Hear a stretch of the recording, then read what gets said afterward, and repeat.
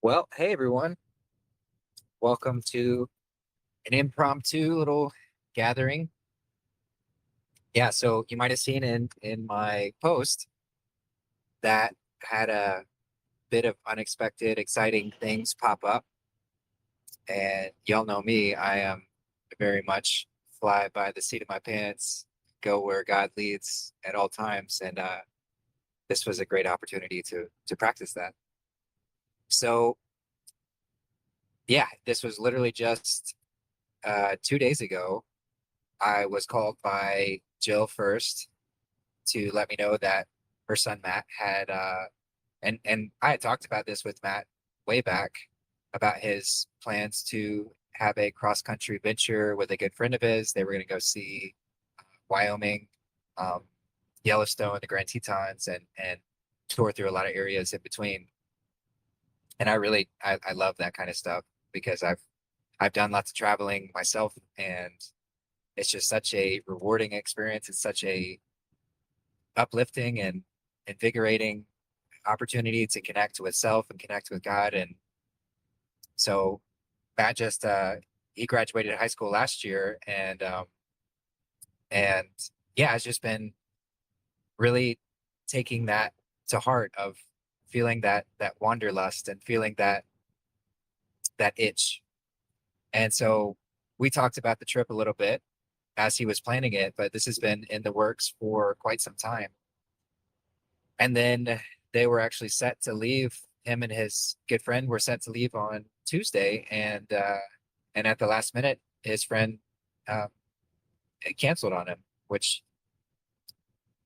for whatever reason, it happened that way. And so Jill called me up and said that Matt still wants to go. He's going to go regardless. Nothing's going to stop him, but it's all paid for and everything's ready to go.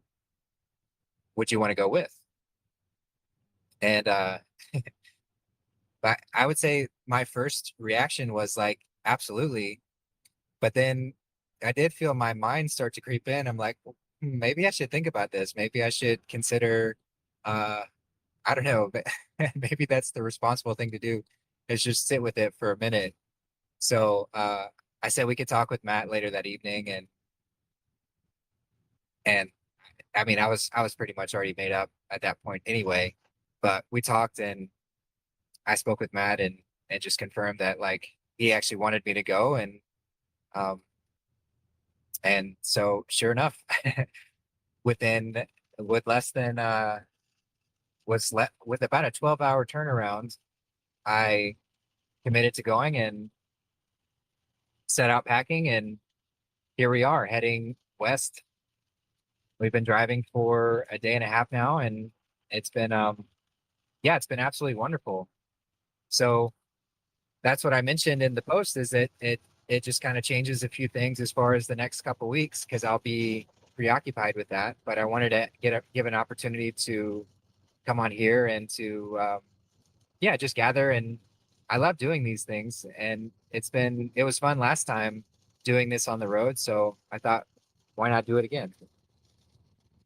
So yeah, that's the update, and it's been a great trip so far. Just we started listening to the playlist that Joanna MB put together, which I'm so grateful for. By the way, thank you, Joanna, for doing that. Of all the Quest Ion music plays that we've done over a year at this point. It's been, I think, over a year and a half since we've started doing these song decodes on the shows almost every week. And so there's the playlist, I believe, is close to 19 hours long of just continuous good godly music that's all singing about stepping into our highest expression and releasing all that old weight and stickiness that tends to hold us back from stepping into who we truly are. So it's been fun going over those songs and sharing some of the quick decodes with Matt as we've been listening to these songs. And of course, every single one of them uh, is a great song. I mean, if I do say so myself, because I picked them. But I do love listening to that, going over those. So it's been a great ride so far. We are still, I think we're in Indiana at this point, heading west, and yeah, so today is going to be mostly just the Midwest, which is beautiful in its own way. It's yeah, it's very consistent. I'll say it's pretty consistent of green and very level, and we're on our way to South Dakota to the Badlands, and that's going to be the first sort of exploration stop to go check out that wonderful scenery. And if you've never had the opportunity to see that region, even just looking online at pictures of the Badlands, it's like a whole other world. It's quite magical. So I'm excited to get there and get a little chance to explore before we head further west. But yeah, so that's the quick update, and just wanted to touch base with y'all and see if yeah, see what kind of pops up as far as what we want to talk about. Just like always, it's very open to anything that anyone has to bring forward, or questions you want to talk about, or talk about this trip, or anything really. So I just went and opened everyone's mic in case anyone wants to speak up. So I'll just give a quick pause and see if anybody wants to jump in. Hey guys, I'm really excited for your trip. I went cross country about a dozen years ago, and it was really fun. I did it quickly, but I got to stop in a lot of fun places. So I was talking to Jill, and she said that basically your first stop is South Dakota, and I wanted to tell you a cool little city that I came across when I was in South Dakota. It's called Murdo, Mudro, and they have the coolest museum of everything from like the 20th century. So there's like cars and motorcycles and Elvis stuff. It's like just a blast from the past. It's really cool. The tiny town, but if you guys are anywhere near there, I highly recommend just popping in. It's really fun. So I wish you all the best, and I will be excited to see pictures too. I plan on doing a cross country someday soon again, because yeah, there's so many beautiful things, sites that of course need to be seen. So again, all the best, guys. Be safe. Yeah, thanks, Roseanne. Thanks for that, and we'll definitely I'll check out where that is and see if it's on our route. And that'd be a fun might be a fun place to because we're going to be getting to that region fairly late today after sunset, so that might be a spot. Yeah, I'll take a look and see where it is. But thanks for the suggestion, and yeah, I want to give a shout out to you for your born day was yesterday, I believe, and just want to yeah, um, just thank you for you and for showing up. And it says a lot about Roseanne that on her born day she's out giving gifts and blessing others, and she gifted us with a little gift to help fund the trip. So thank you, Roseanne, and thank you for you, and happiest of born days. Oh, thanks, Justin. Yeah, I appreciate that. Yep, it was very chill and relaxing, exactly the way I wanted it. And yeah, I appreciate all your sentiments. So sweet. Oh, you're so welcome. Well, we really enjoyed hearing from you. Yeah. So yeah, anyone else want to jump in? Have any questions or comments or topics or things you want to jump into? Can I can maybe think of some things. I might have some yeah, I can look through and see if I have any questions saved up, but wanted to give an opportunity if anybody else wants to jump in.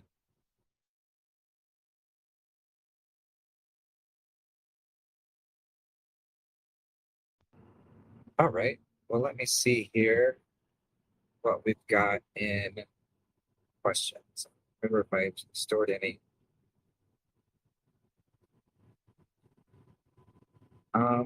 Let's see.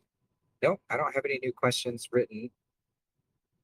There was more just remembering there was more discussion around uh Bruce Springsteen and the recent sort of news that he's, been very adamantly against Trump, and so he's losing a lot of his fan base and sponsorship, and um, so yeah, there was more question from Caroline, just like what would be the reason? I think it was from yeah, like what would be the reason that he would go and do that, even if he is a white hat. Um, what's the purpose of angering people so much or creating this kind of tension? And so I briefly responded back in the group chat that we it's so, as Trump says, complicated business, complicated. So psyops are quite complicated in how they have to be pulled off. And oftentimes when somebody is stuck at a certain vibrational level, like when somebody is locked into a layer of false self, whether that be latching on to the sort of any form of the cabal's propaganda, but specifically in this form, we're seeing that show up in Trump derangement syndrome and the woke culture and all these sorts of things. Um, Sometimes the only way out of that is going further into it. So a lot of people ask, like, why does Trump do things that are seemingly antagonistic, which they aren't really, but he'll say certain things that might frustrate people even further, people who are already annoyed with him. And then this question that came up with Bruce Springsteen about, like, why would he do these things if he's a white hat working for the good guys? Why is he angering and really pissing people off? So as I mentioned, to go through that, sometimes the best way, the best medicine is to keep going that direction until you hit that rock bottom. And then that's what allows you to sort of release that. So it might seem counterproductive to agitate people even further, but that's the you catastrophe that someone might need to go through in order to get to that point of realization, to go down that you, get to that rock bottom, and then that's the upswing. That's the momentum that can be gathered to shift that energy back around. So even if, and Bruce Springsteen and any white hat, they don't really care about their reputation any more than it just is. It's an effective vehicle to get the message across. But as far as anything that's for the greater good, they're going to go for that.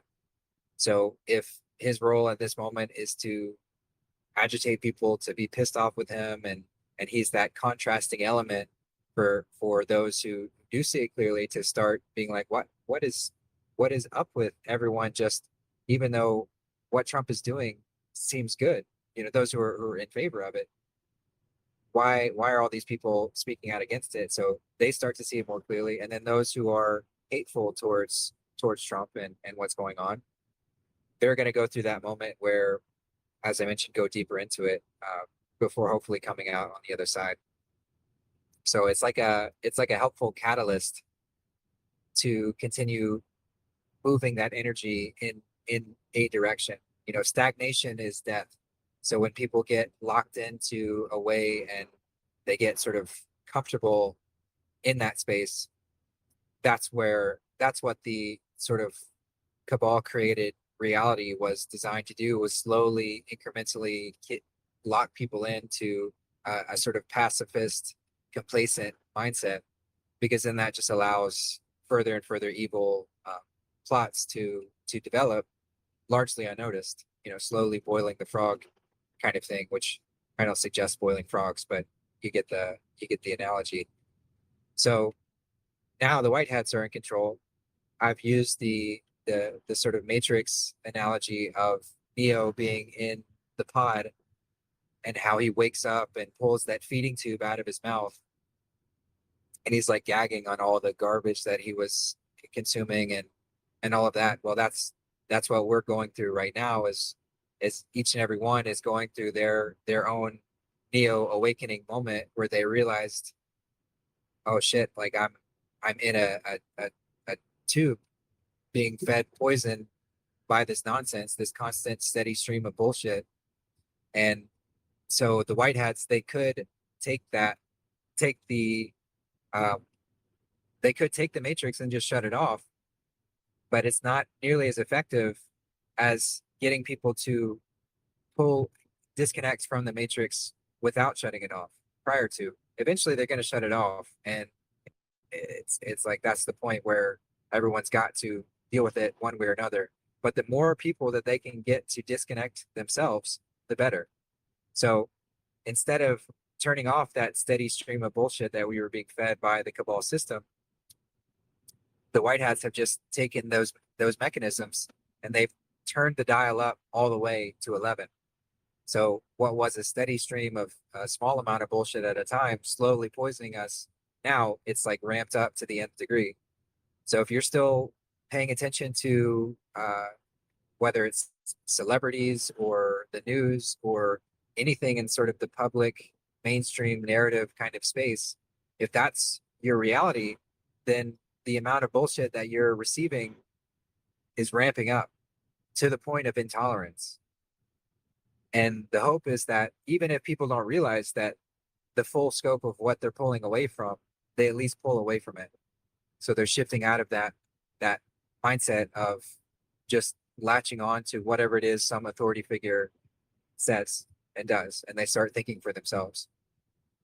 So even if that requires immense anger, anger can be a very helpful tool. It's not something that we should strive to stay in, but it can be a very helpful catalyst to move us, especially when we're in a bout of stagnation, or um, especially when someone else is being harmed. Anger can be a very powerful force to get to cause action and movement. So that's what's been happening. That's still what's continuing to happen. So it's a great I appreciate the question because it helps to bring that to the forefront again. Even though I have explained this before, but it can't really be talked about enough.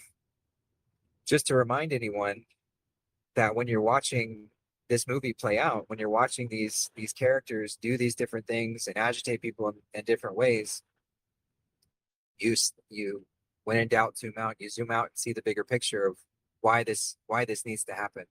And it's all designed with the same goal in mind of how do we bring the greatest amount of people through this awakening alive, essentially, because not everyone's going to make it, but the greater yield, it's the harvest. So the greater harvest we can yield, separating the wheats from the tares, but the more tares that we can shift into becoming wheat, the better.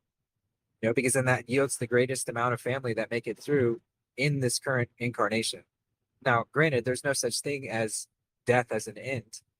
So anyone who doesn't make it, it's not to lose hope or say that they're lost or anything like that. They'll have an opportunity to try again. But it's as Trump talks about, that smooth transition. So how can we create the greatest and smoothest transition from a world decrepit and decaying, lowering ourselves into the darkest pits of hell? How can we transition out of that and switch our trajectory, turn that big ship around so that it's swinging back um, towards reunification with our creator, with self? It's a tall order and something they've been working on for quite some time. And so we're now just starting to see the greater effects of that. And even with the shifting in the sort of talks around the economy and all of that, some people, and I'll admit I can become impatient at times as well, thinking like, let's just rip the Band-Aid off, let's just do it now. But every time I really sit with that and recognize and see, okay, this is such a helpful vehicle to slowly start shifting in that direction. Not saying that there won't be a big crescendo at some point. There is going to be some point where we have to go through that full-on disclosure point. But every step until that, the more souls that can shift over, the better. So with what Trump is doing by showing that it's not, I mean, granted, it's challenging, but it's not that challenging to start to shift all the mechanisms within government, even though ideally we move away from government entirely, but we have to slowly get there. We can't just do that overnight. So even with the current government in place, how can we how can we reform it to where it's not harvesting off of our life force energy and instead working for us, the people, as it was initially intended by our forefathers, by the founding fathers who set this up. They set it up as a way to uh, restrict itself so that it couldn't turn into this parasitic monster that it has turned into. But it has. And so the moves that Trump is making right now are helping to show, like, even though this deficit seems insurmountable, especially with the narratives of the cabal, and it was really designed to cause an implosion and cause a reformation by the cabal into a much more uh, stringent control scheme. But how can we turn that around and cause those wheels to turn in our favor? So I have no doubt that the longer that this goes on, everything's just going to get better. Everything is going to get better for everyone. Um, well, at least on outside of people's perceptions. Now, some people's perceptions might continue to latch on to this idea that everything's getting worse, especially those who are still fully attached to the feeding tubes, feeding them that stream of bullshit. It might seem worse, but to those of us who are actually paying attention, everything's going to get better. Prices are going to keep going down. I would not at all be surprised if we start to see amounts of wealth starting to return to us slowly at first, and then in a greater and greater way. And it's going to start in the U.S., but this will percolate into everyone, into everywhere. So yeah, just a continued reminder in that front as we certainly can pay attention. And I do enjoy listening to Trump speaking and the sort of goings on, and I enjoy reading uh, the sort of, legacy media reactions to things, and just to get the pulse of what's going on and what's happening. But I will also say that when I turn all that off, I really turn it off and I don't pay attention to it at all. So I've got a good system to where I meter it to where it's like, okay, I want to check in and see what's going on, and then turn it all off when it just becomes kind of noise, or I feel myself getting too focused on it. I get back to what's important, what shows up, and like having an opportunity to travel like this and to see some beautiful spaces and immerse myself in nature. What better way to unplug and do all that? So just offering that to anyone else who finds themselves getting overwhelmed uh, with either the duration that this is taking, or the news and what's being said, and or even people around us and their perception and the sort of reactions to it. We don't have to pay attention to any of that. And it's really not for us either. Like, what's happening now is for those who are still, as I mentioned, still absorbing, still latched onto that feeding tube, and the white hats are trying to get them to pull it out. So um, so we've already unlatched, and that means that you have full control over whether you pay attention to that or not. Sometimes we forget that, but I just wanted to remind everyone of that as well. So yeah, that was just something that came up. So I will just pass it off and see if anyone else wants to jump in. I'll go ahead and open everyone's mics. So yeah.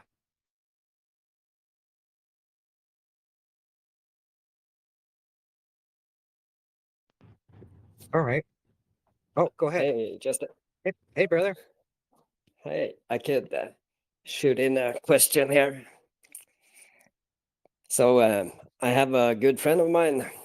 We live very far away from each other, so we mainly have contact via text messages and stuff like that. But I sent them the link to watch this Christspiracy.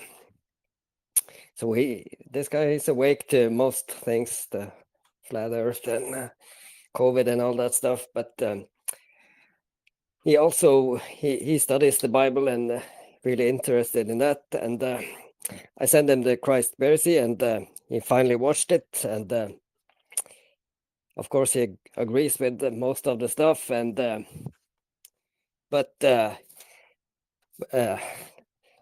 about what to eat. He just sent me back. If you're wondering what to eat, you should read the Leviticus chapter 11. So I'm sure you've talked about it earlier, but I tried to search on your page and I couldn't find any specific talk that you mentioned this Leviticus chapter 11, but because in this text it says which animals you can eat and which you cannot eat. So I don't know. Are you familiar with Yeah. this text? Is it an allegory, or is it just wrongly interpretation of the true Bible, or what is your opinion about this chapter? Yeah, it's a great question, and I have spoken about it before, but I'm happy to go over it again and maybe even in some more detail. Because so one, I don't know exactly what video, but Aaron Abke does a phenomenal job talking about this and talking about these key areas where it's clear contradiction. So regardless of assigning, what's right and what's wrong, there's so much within the Bible that contradicts itself. And so when that happens, we have to kind of go through a line of questioning, like, well, okay, so if this contradicts itself, because there are many passages where it's very clear that God is against blood sacrifice and altar sacrifice, and which would be meat, consuming animal flesh. So there's many passages that you can find that talk about that, but then you have this sort of strange compilation in Leviticus, and there are other areas too that leave room for confusion about like eating animal flesh and those kind of things. And Leviticus especially, I don't know if the entire book was inserted, but large portions of it were inserted, I believe, to distort the truth, distort what the initial message, the teachings of the Essenes and those who were gathering these ancient texts, this Gnostic wisdom, these this way to follow, not as a deity to worship, like some people get confused or have far too much glorification of the Bible. The Bible is a beautiful compilation, at least most of it is, but it's also been heavily distorted. There's been many areas that have been inserted and twisted around. So no, I don't even think that's. I used to think that maybe it was just allegory that was very much interpreted incorrectly. But now I think it's just a complete bastardization and throwing in stuff that's completely untrue to support this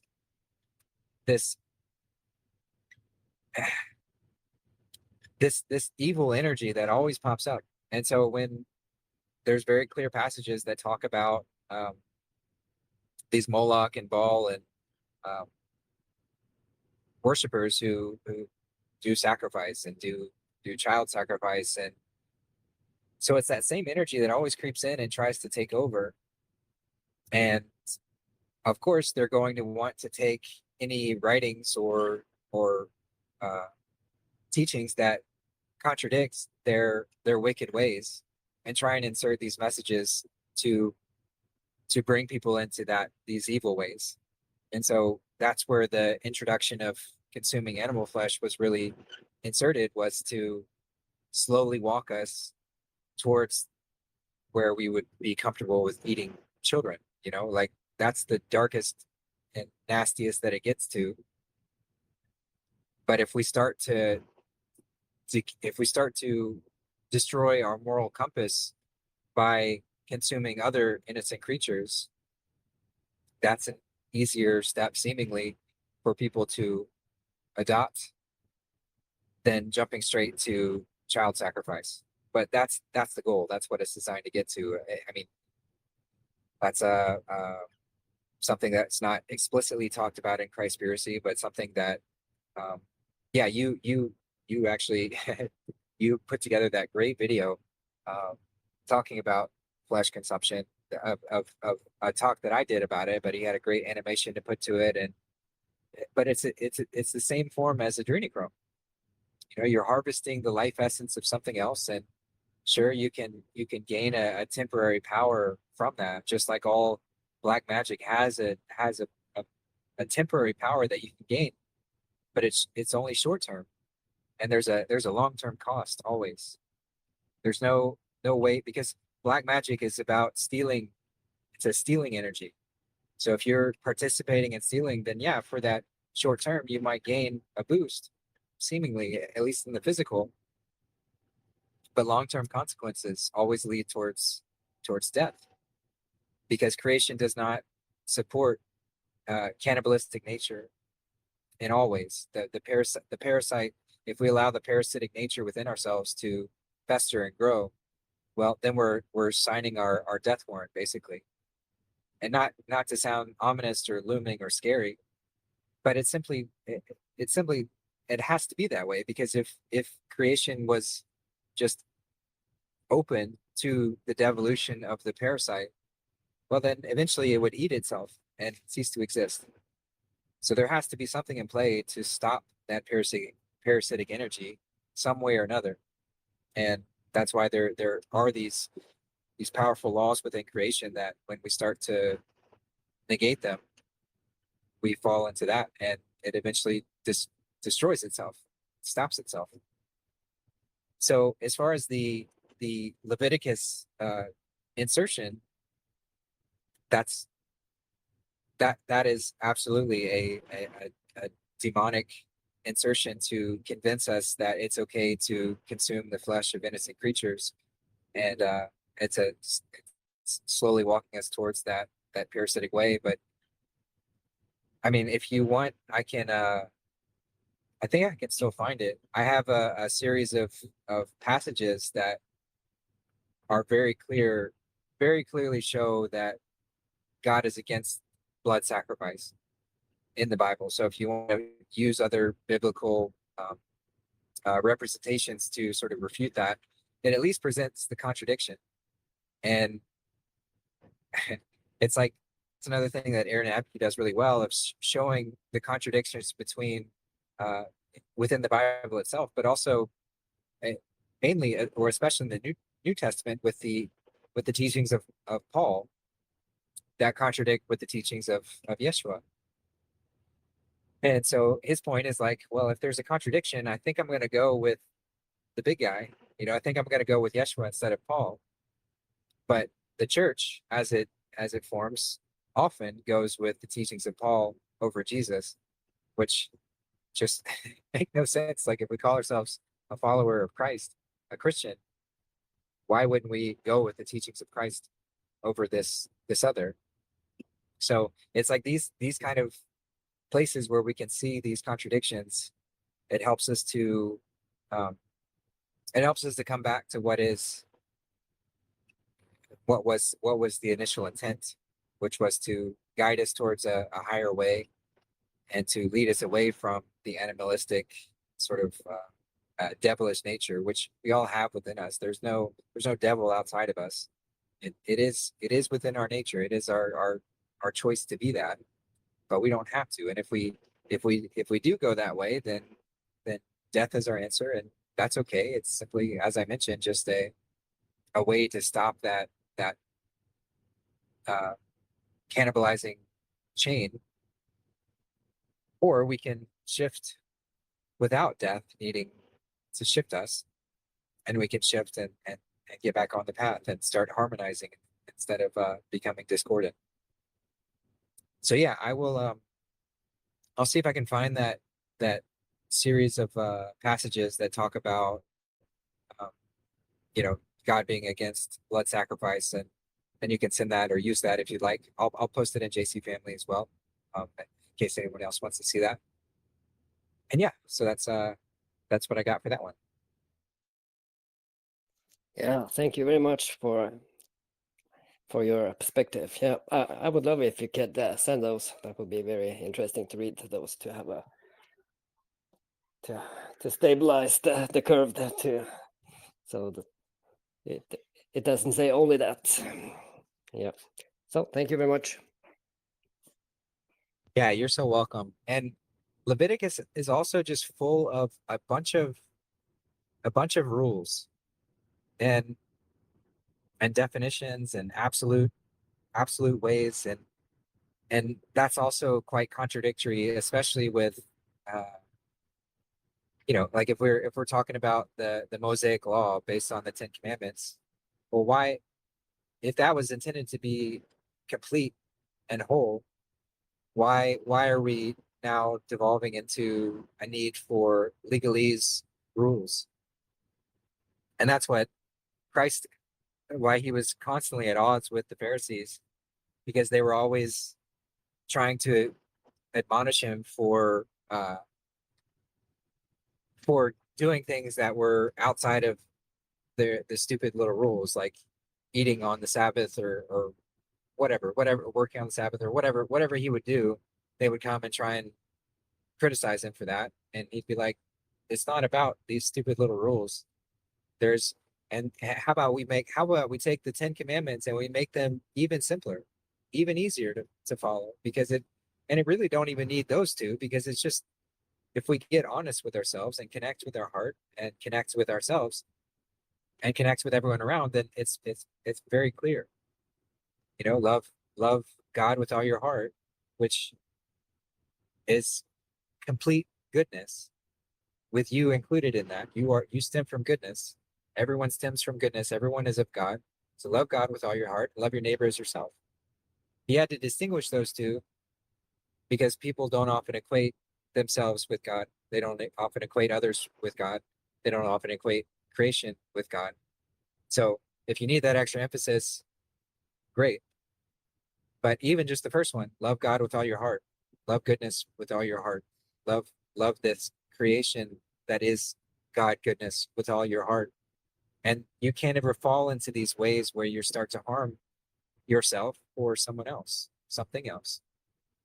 It just becomes a impossibility to align with that completely and wholeheartedly, and then and then harm something else.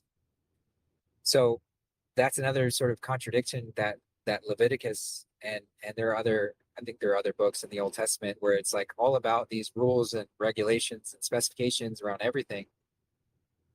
And as soon as we start to abandon our sense of morality and what's right and good, and we start to rely on uh, some paperwork or some description, some definition, then we're always leaving room for that manipulation to creep back in. The the obfuscation to sink in further. So I'm not saying that we're going to be able to abandon all written law right away, but it is something that I I I believe wholeheartedly we should be shifting towards less rules, less regulations, less legalese, which aren't really law, and getting back to what is law, which doesn't need to be defined because it's in our heart. If we know when something's wrong, we know it.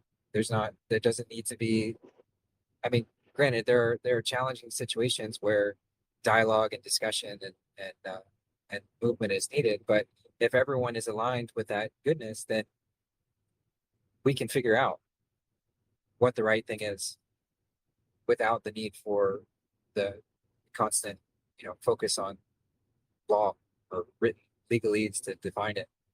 So that's another area where Leviticus is very it's very opposed to the nature of Christ and the nature of much of the Bible. So that's another area to potentially talk about if he's ready to.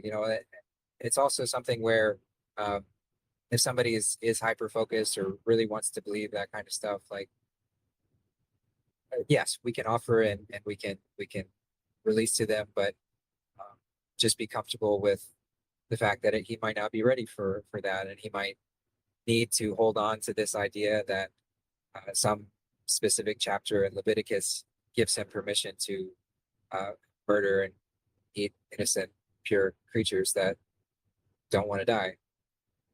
And that's okay. And that's what, I mean, it's not really okay, but it's also something that we have to be okay with. We don't have to, but the more that we put ourselves in stress because others are not paying attention or following or seeing what we're seeing, as much as we might think that that helps in the moment to get agitated or upset that somebody's not following, and we want to, we want to help these innocent animals who are suffering and going through that, but it's actually counterproductive to spend too much time and effort in pain ourselves trying to convince somebody else, because not only can it lead to them sinking in further, digging their heels in, but it also causes us a lot of stress as well, and then we're further away from that eventuality where these animals are not being consumed. So it might seem counterintuitive to release that, but that's actually the most effective way oftentimes in a general sense. Of course, it varies from situation to situation, and not giving a blanket general way that it has to be, but at least what I found in those spaces and with family and friends who are still in that, the more that I've kind of let go of forcing someone to hear or listen to a certain thing, the more that they come to that realization in some degree, in some way or another, whether it's baby steps in that direction. Somebody saying, I'm not going to eat any more red meat, or I'm only going to eat fish, or all these things are stepping stones to get there. I've certainly seen that happen. So yeah, just wanted to mention that as well, but really appreciate the question and going over that. And yeah, I would again highly recommend checking out Aaron Abke and his work on the Jesus Way podcast, and some of the stuff that he talks about, because it's a great breakdown. It really shows going into much more specific in detail from more of like a biblical scholar kind of way than I have intensive knowledge of. Yeah, I've actually reached out to Aaron. I haven't heard back. It's been a couple weeks. I mean, I know he's busy with lots of things, but would love to have him on sometime if anyone hears that, or if he hears that. Would be great to have him on a podcast just to go over some of these things and his work. So yeah, I will just pass it back again. Thanks, Ben, for the question and just all that you do. And yeah, I'll pass it back and see if anyone else wants to jump in.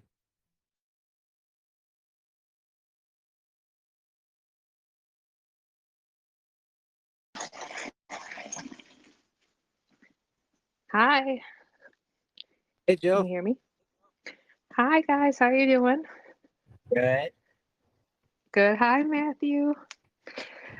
So to switch back to the first. I tried to get on. My microphone was not working, which is just fine. But to get back to this adventure and journey that you're both on, that Justin was so kind to partake in, touches my heart so much that it's probably why my microphone did not open then, because I had to get myself straightened out here to speak this. A lot of you probably on the call already know this, but when I first met Justin, I was on a mission to meet him at a Trump rally. I infused a crystal heart with so much gratitude, because listening to him and Charlie, like decoding Book of Matthew and all the books of the Bible, and so much music, which I just love music so much. So that really touched me. And then The Hobbit and all of that. Like I knew, as we all did, we knew Justin before we actually met him, knew his heart. And so that's why it was a necessity to give him mine. Now he's in a vehicle with my heart. So when I spoke with Justin at the Trump rally, which Trump was speaking, but all my energy was with Justin. I actually told him things that day that I had never told anyone, but I did speak of Matthew and said in our home, I don't know what I would do without Matthew with this great awakening, because no matter what I would say to Matt, and again, as we all know, 19 years on this earth plane is just a number, and Matthew has been around many times. And, we've all said some outrageous things, and Matthew never flinched about, the Gone with the Wind program, or who's alive or who's dead, who's wearing a mask. And I don't even know where I'd be without Matt. And just like Justin changed my life and saved me through his words and to use my voice, Matt was that daily. And I'm sure, some would think, oh, you put a lot of pressure on that young man. Or, some would say, oh, I brainwashed him. And it doesn't even matter what anybody thinks, because I know the truth and Matt knows the truth. And so all this time when I was I met Justin I would have never thought yesterday was going to happen, unfold the way it did. When I first met Justin in Pennsylvania, saw him walking towards me, this force was like a superhero in my eyes. And that is an idol, not in that sense, but a force just not to be reckoned with, and showing us the way to know thyself and speak our truth. And now it was probably for this moment, for to work out to be with Matt on this journey, which I'm so grateful for. There's no words. So I want to thank you again for that, and for all that you do, Justin. And I love you both.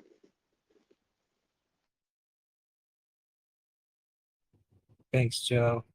That's so sweet of you to say, and it's been such an honor, such a privilege to get to spend time with Matt in these moments. And I mean, I knew the first time that I met him, uh, whenever that was, for the gathering that we had in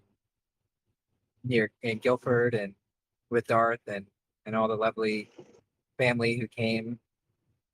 I knew that just talking with him, I knew we'd get along very well, and there is certainly there's a wisdom that he has that, I just think back to when I was 19, like the kind of shit I was getting into, and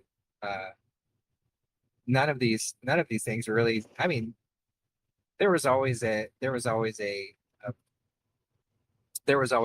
higher self peeking through, but I definitely took some more wandering routes, which I certainly don't regret. But yeah, just to imagine, what if I had started learning about these things or really integrating them at 19. So it says a lot about Matt to get to see that, and it says a lot about you as well, to get to have that soul contract between the two of you, and have that opportunity to grow it together, and how we all get to be these teachers and students. And those two words are interchangeable. There's no way to learn without teaching, and there's no way to teach without learning. So to get to have that opportunity to be that and be there for each other, of course there's no accidents. So it's been yeah, it's been powerful, and I just appreciate you for saying that. And yeah, happy to help any which way. And when you when you asked me the other day, it was, as I mentioned to you, it was like, I thought maybe I should be responsible and think about what this means. But there's really no reason not to, which means that there's all the reason to do it. And yeah, so just thank you again. Thank you for thinking of me. And yeah, just thanks for being a blessing. Appreciate you. Love you too.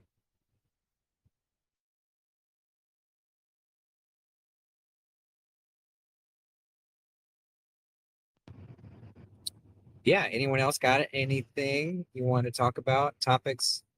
I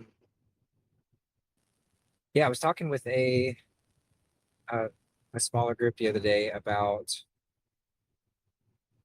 even if just about these shows and shifting, because I know there's not always questions that pop up, and sometimes we don't have something that we might be immediately curious about, or we're just happy to listen.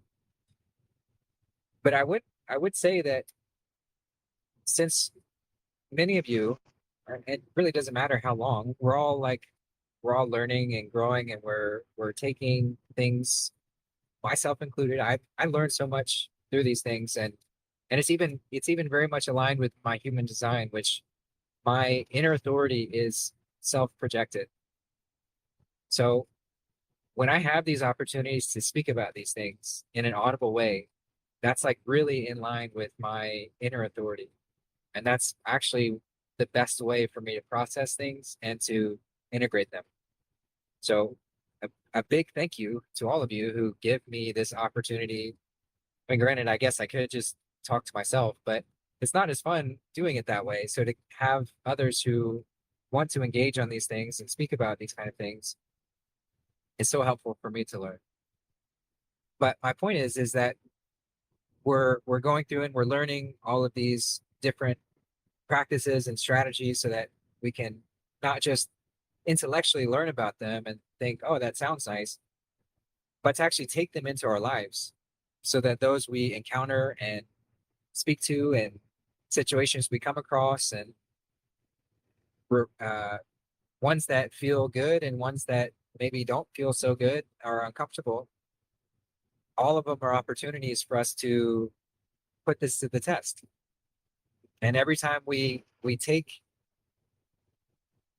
that and make a shift in our lives, I mean, I can only speak for myself, but I know that every time I do that, every time I like enter a challenging conversation and I shift something where I was like, okay, my ego wants me to say this or do it that way, but here's a way that I can take a breath, take a pause, and shift that. And every time I do, the ripple effects in my life are always they're always there, of just causing a deeper level of appreciation, causing a relationship to strengthen and grow, causing a whatever it may be. So I would just offer that as well. It doesn't have to be questions, but I love to hear about other opportunities in life where you've reached a point of realization or you've gone through an experience and felt that shift. And not just for me, but to share those experiences, because then it helps to inspire others.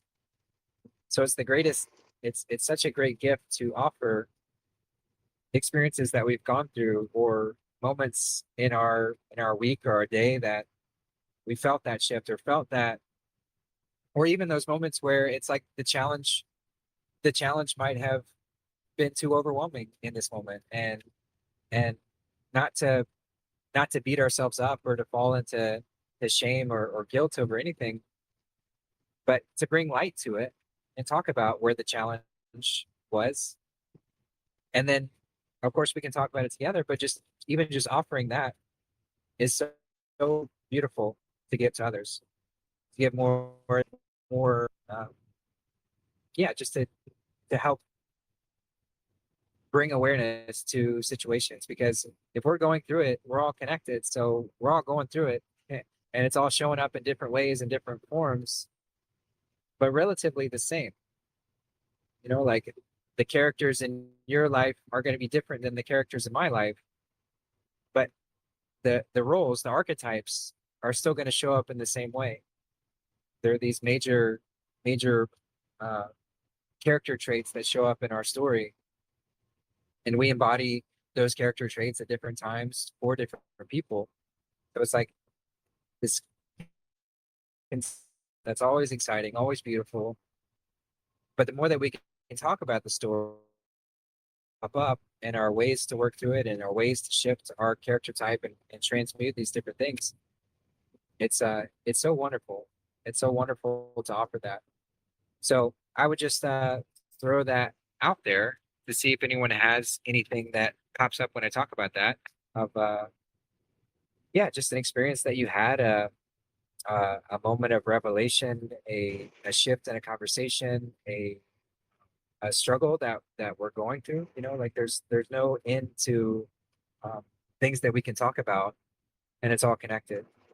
So I'll see if that sparks anything with anybody. If anybody wants to offer anything or bring anything up, yeah. So I'll just pass it back. Hey, Justin. Hey, Matt. Can you hear me? Yeah. Hey, Peggy, loud and clear. Hey. All right. Wow. What an amazing adventure that you're all on, and what an amazing chat. A lot of things are just floating through my mind and what to share, and of course, always sharing from my heart. And so yesterday, I got a call from Jill, and she said, "So, how are you?" And I was like, "Well," I said, "I made another shift." And speaking right into what you're speaking of, Justin, and it was the struggle with dealing with, and I've spoke about this some time ago, and it was the struggle with dealing with my dad, who has major TDS and major, and how I handled it after my mom passed. She passed October 13th. And um, so there was obviously a lot, of course, a lot of emotions and etc. And I never would bring anything Trump up to him. He was always the one that brought it up to me, and I knew to stay away from the subject matter. And when he did bring it up, I would tell him, "Dad, we're not talking about this," and I would try so desperately to get out of the conversation. So fast forward, he did do that to me, like right around maybe, I don't know, November.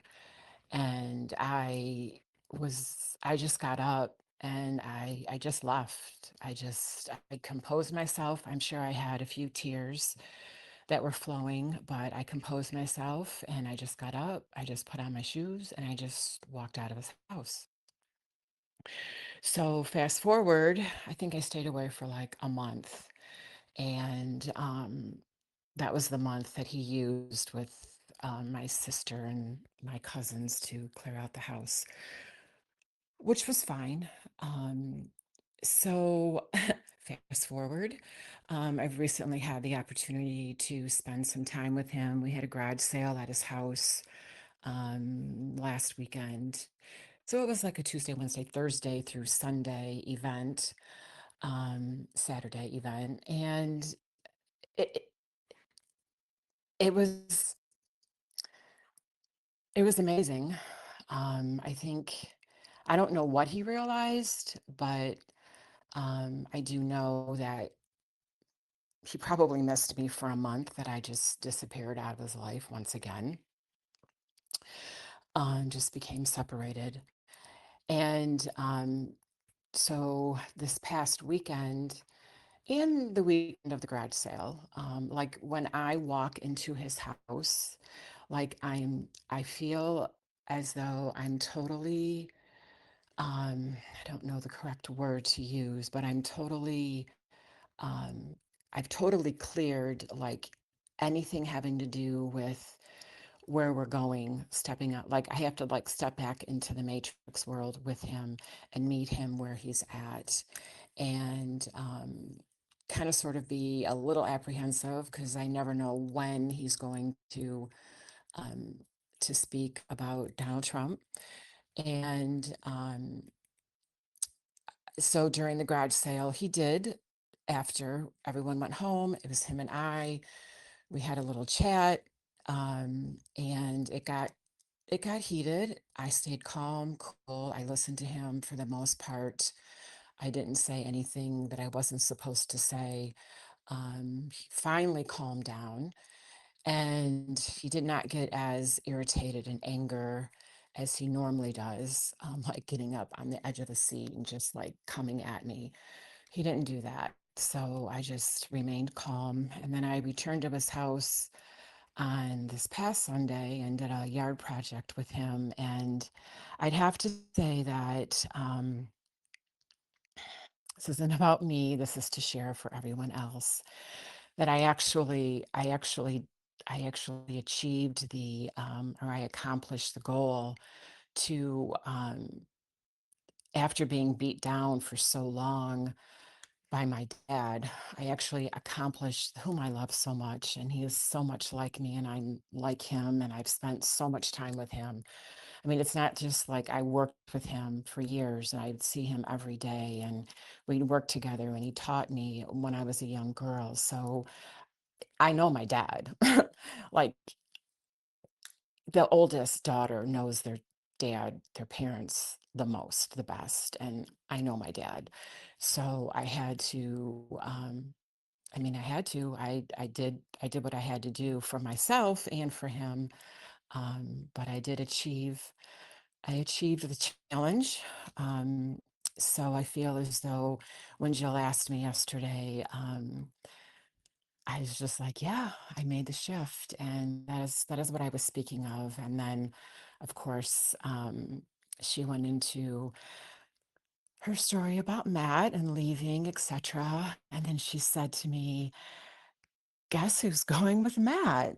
And I'm like, instantly, Justin is going with Matt. And I was just elated and just feeling the joy. And I just got covered with God bumps for the whole time that Jill was speaking. And it was just like as I am right now. And it was just a very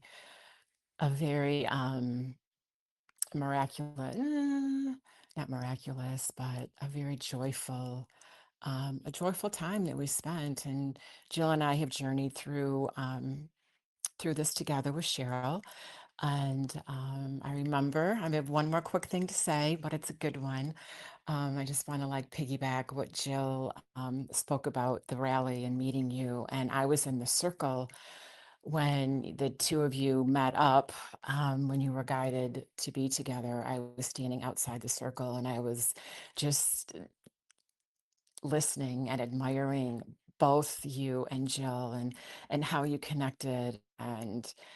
Um and it was just a real joyful moment, and I can actually bring myself to that moment right now, and I can actually feel just the way I felt when I was standing amongst the two of you and the rest of our Patriot friends. And it was really super special. So then I got the backstory as to how Jill and Justin ended up sitting together, which I think you were right in front of me, one or two rows, but you were right there. So the whole time I was like watching the two of you chit chat, and I was like, oh, wow, I really don't think they're talking about the Trump rally. Something else is going on between those two. And you were just like, it was just beautiful. It was just, I just knew that Jill was receiving what she came for, not even knowing anything about Jill, because didn't really even, I don't even think we met that day. But we did meet in the Adirondacks when Cheryl went to go pick her up. And Jill's like, Cheryl, who's Peggy? And I'm like, Cheryl, who's Jill? And Cheryl says, well, the two of you will know each other when you see each other. And sure enough, we did. And it was just Jill, Cheryl, and Peggy. And we didn't even know each other's last name. And um, I mean, I knew Cheryl's, but I didn't know Jill's. But I don't think Jill knew Cheryl's last name. So that's a really cute story as well. So, all right. I think I've shared from my heart. and you guys have a safe trip. So looking forward to hearing and seeing your video clips, etc. So adios, amigos. Thanks, Maggie. Thanks for the share. And yeah, yeah, the on the interaction with your father, that is uh it's a great look on how it doesn't always have to be. Sometimes the greatest change or the greatest shift comes from stepping away. Sometimes that's the kindest thing that we can do to somebody if that pattern emerges of just, whatever form of that sort of uh, shaming or um, belittling or any of those kind of things, however that can show up, to indicate either with our words or with their actions, and those need to be congruent, to say that that level of behavior doesn't meet my criteria for what I allow in. And so if I need to step away for a time to convey that, then so be it. That's another great thing that I mentioned, Jefferson Fisher and that podcast that I first listened to, and then his material on uh, just communication. How to have communication and how to convey boundaries without leading to further fights or anything like that, but to indicate with your actions that that behavior doesn't meet your criteria for continued interaction. And so you did that by stepping away. And that's actually in those situations, that's the kindest thing that we can do, or it can be. Sometimes there's this misconception that if we step away from somebody or something, that we're abandoning them or punishing them, or all these sorts of labels that can be assigned to it. But often that behavior of continuing to stick around is not only grinding ourselves down because we're subjecting ourselves to behavior that we know is not right, and we know it's not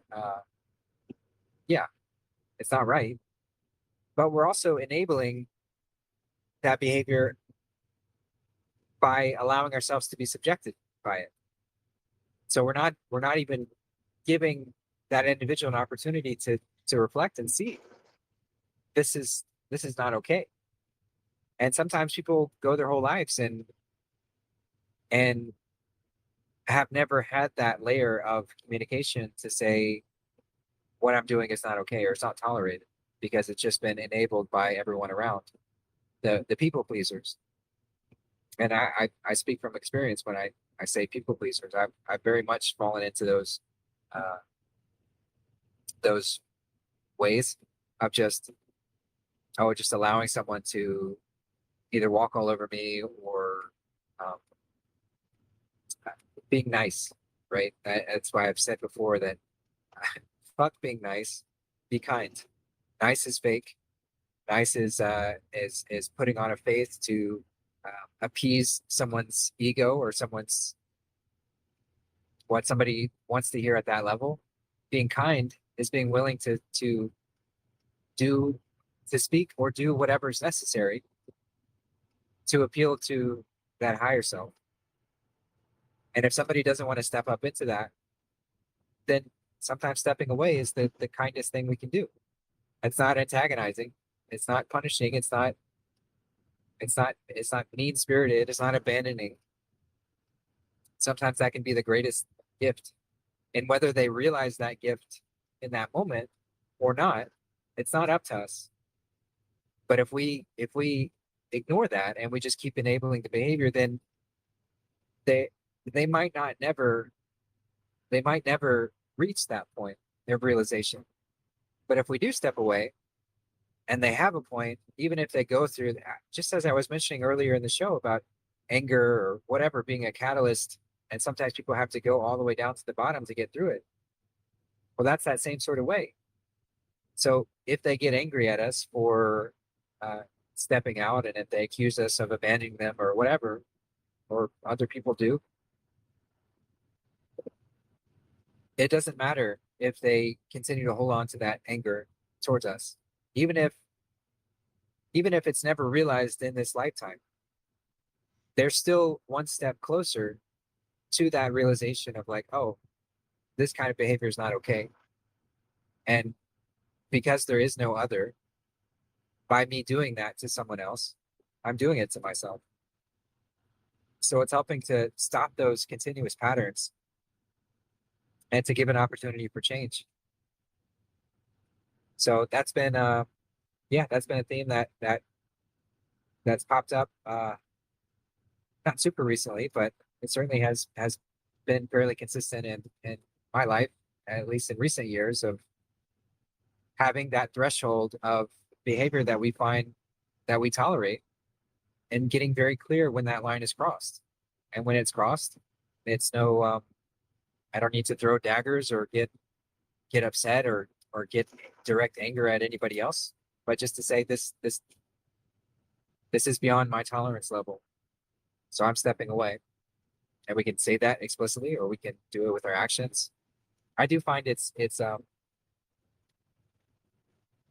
best to communicate, but sometimes the opportunity doesn't present us to do that. But just to make sure that we've exhausted all options, to say like, here is my tolerance level. This is where my boundary exists of what's okay to communicate to me, or how I'm treated. And once that's crossed, then we have to be willing to enforce consequences of that. And again, not from a punitive way.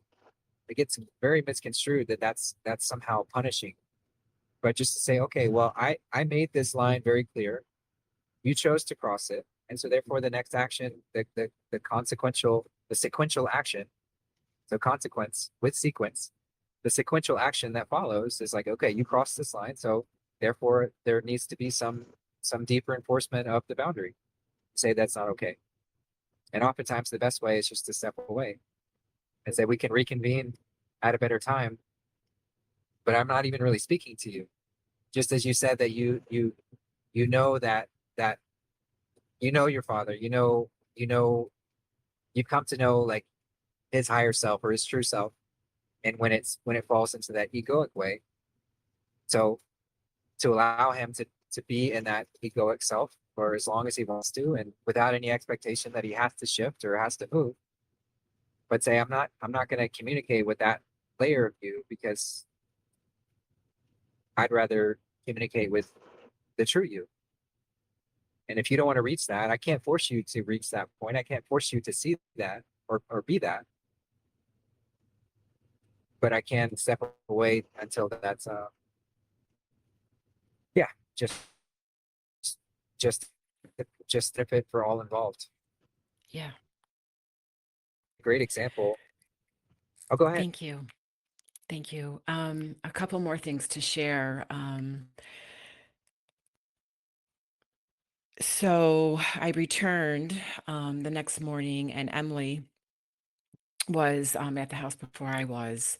So they were chit-chatting, and she wasn't there the whole day before, but so that was they were chit-chatting, and then I come walking in, and Dave was all jolly, and he was sitting in the sun, and he was looked really good and had a lot nice color to him. And he was like, "Hey, yeah, there she is, your mom and I. We went around and around again last night." He goes, "But here we are. It's a beautiful day. The sun's shining and nothing's changed." And I was just like, "Yeah, here I am." And just kind of like followed what he said. And I said, "Well," I go, "what we have to learn, Dad, is we have to just learn to forgive and forget and move on and love each other." And then that day and the following days after, 2 or 3 days after, it's just been a really good vibe between the two of us. And like, I wasn't outside, and he went to the store, and he came back home, and he was like, "Where's Peggy?" He was like looking for me, and I just thought that was the cutest, because I wasn't outside. Um, And I would also like to add, as well, as I'm saddened with his physical state being, because he is on several medications for his heart and prostate, and he knows, he sees. We're still true to who we are when we go there, being vegan, etc. But he has lost weight. Of course, when you're a widower, you do lose weight because you don't eat as much because your wife is not there to cook for you. So he has lost some weight, but he's still kind of like eating a lot of stuff he shouldn't be eating. And we just know not to go there. So we're just stepping out as an example and just hoping one day he'll catch the bait. And I mean, if not, he'll just have to go around again. And but he's just such an amazing soul. He's a kind man, and he would make an amazing humanitarian.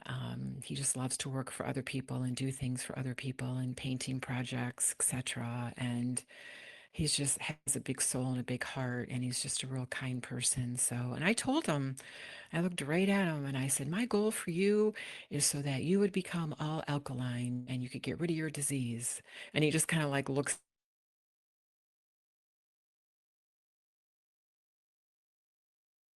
I don't think he really said anything. I just think that he just like looked at me, and I don't even know what part of that actually sunk in, but it's okay. I just continue to plant seeds with him. And so, yeah, he'll always, our souls will always be here amongst each other. And we just have to keep nurturing each other's soul with kindness, no matter what situation we're in with others, etc. Yeah, exactly. Thanks for sharing that. And it's uh it's no accident that the food journey is potentially the hardest pill to swallow for, no pun intended, but for all of us. Uh, but that's why the white hats have kind of not stepped into that too much, and are even doing things that um, eh, confuse people from a surface level of, like, why does Trump talk about like eating steaks, and take pictures with McDonald's, and why does RFK Jr. have a video of him roasting a turkey, and all these sorts of things, which on a surface level could be quite confusing. I will say that I'm quite certain that none of them are eating those things actually, but the image is like, well, why are they why are they doing that if that's not helping people realize like what's true about food? And so again, we have to take a larger lens perspective on this experience and see just how deeply ingrained these food addictions are. And it's like our love of, yeah, like how I spoke about it in uh, that video on addiction itself, how we can reevaluate and renew our relationship with addiction, knowing that addiction is merely done as a defense mechanism for us to slow the trauma or the pain that we might otherwise be experiencing in this current form of reality that can be quite traumatizing. And so we all have various addictions, and we'll always have those to some degree. It's just managing them and shifting them to patterns uh, that are invigorating and uplifting versus the ones that are as damaging and toxifying. Um, but because of that, the food addiction is arguably the strongest one within within this experience right now. It's the one that most people are drawn to. It's the hardest one to let go of. And so I'm quite certain that the white hats who have access to all data of how people might respond if certain things were mentioned or suggested, or who would stop listening if this was put forward, or so they're having to make decisions that might seem counterproductive but are helpful in keeping people listening. So if RFK had immediately come out and said he doesn't eat animals, well, all of a sudden you lose a large portion of people that would have otherwise listened, and then therefore they don't receive the input around the toxins and food dyes and just all the other horrible things that are in processed foods. So that kept them on board. Same thing with Trump and steaks and McDonald's and all of that. Like, it's helping to keep people listening, because otherwise, if you disenfranchise people too quickly, then they shut it all down. So it's a delicate balance to play, and one I know that will be rectified. But all to say is that we can model that to a degree in our own lives. I'm not advocating to pretend like we eat meat just so people will listen to us, but we don't have to be so hard on those topics, knowing that that's like the last comfort in a lot of ways that people have. Like, so when that comfort begins to be threatened, then it causes a knee-jerk reaction. It causes people to shut down, because that's like the last remaining, or one of the last remaining things that people lean on to numb out from the traumatizing reality that's facing all around. And so we can see that within ourselves as well, and be gentle with ourselves when we go through experiences or have things where we might fall back or consume whatever, to forgive ourselves in those moments, knowing that we're doing our best. Of course, not to use that as an excuse to just be careless, do everything consciously, but it takes the edge off of that. So we can, again, model that in our relationships too, and recognizing that the topic around food and the appearance of taking away a comfort, it's like not to diminish anyone's experience, but it's like a baby with a pacifier. That's like a very comforting mechanism and thing, and it's not something that you want a child to be experiencing forever, but we also don't want to like forcefully negate or take away. And that might be a bad example. I don't really know the things with pacifiers, but I'm just using that as something to kind of share, like, so we're not snatching somebody's pacifier out of their mouth when they're not ready to let go of it. But if we can model that, just as you mentioned, model it to where they're seeing the change in our health, they're seeing the improvements we're feeling and the longevity we're experiencing, then that's a much gentler way for somebody to come into that realization on their own, in their own time, in their own way. And as you mentioned, it doesn't have to be in this lifetime. So as much as we love those in our lives, to be cautious when those connections with those that we love turn into attachment, and attachment leads to expectation that someone has to change just because I want them to live. And even the choice to live is part of free will, and is something that we have no authority over, no ability to change or shift. So just be at peace with how somebody wants to operate, and yeah, it can be a challenging space to be, but the more peace is the prize, right? So if anything is stirring up or ruining peace, then there's something that's inviting us to shift. So yeah, again, thanks for the examples and what you brought forward. Those are some good topics. So I will just pass it back and see if you or anyone else wants to jump in.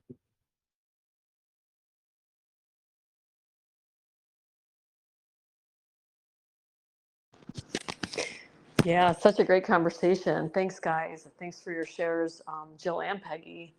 I just wanted to, speaking of health stuff, I thought I'd share a fun thing that's happened to me on my journey. So quickly, just a history that I kind of started down this, detox path around 2018. And, with juicing, I was on the camp of, the grass fed and, organic yogurt and all that kind of stuff, wild fish.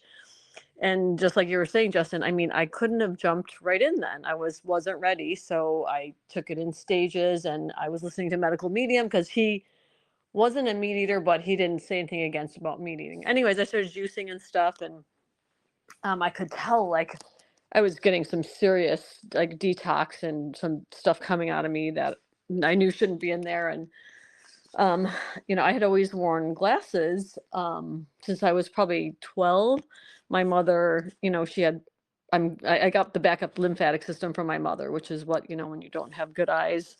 And as we know, our genetics point the gun, but, we pull the trigger. So with, on this journey, I've been healing so many ailments. So, yeah, so I've been doing, I'm not frugivore, like, but I eat, I would say like majority, I would say probably like 70% of my diet is raw, and then probably 30 is not. So, I'm still not ready to give up a lot of cooked stuff, and that's okay. I gave up meat, dairy, and eggs, and then fish, probably 3, 4, 5 years ago, but I can't remember. I gave up meat, like the meat and dairy and eggs first, and then I gave up fish like a couple years later. So, yeah. So anyway, I started wearing glasses and then contacts like throughout my entire young adult and 20s and 30s, and then um at a certain point I was like, I just started using one contact. I think when maybe in my 40s I started doing that because like I could see better close by using one contact. And then once I got on this journey, I stopped wearing my contacts unless I was going on like a special, evening. So now I don't wear anything. I wear my glasses at night, and just for driving, in the rain and stuff. And throughout this, of course, I've done lots of, healing modalities. I've done like the Zen cleanse twice. I do Oran enemas regularly, very regularly, probably 2 to 4 times a week. And like taking lots of herbs and just trying to give you a history. So yeah, I went to get my new license about 2 or 3 weeks ago, and I was like, oh, I'm just gonna try to see if I can, read their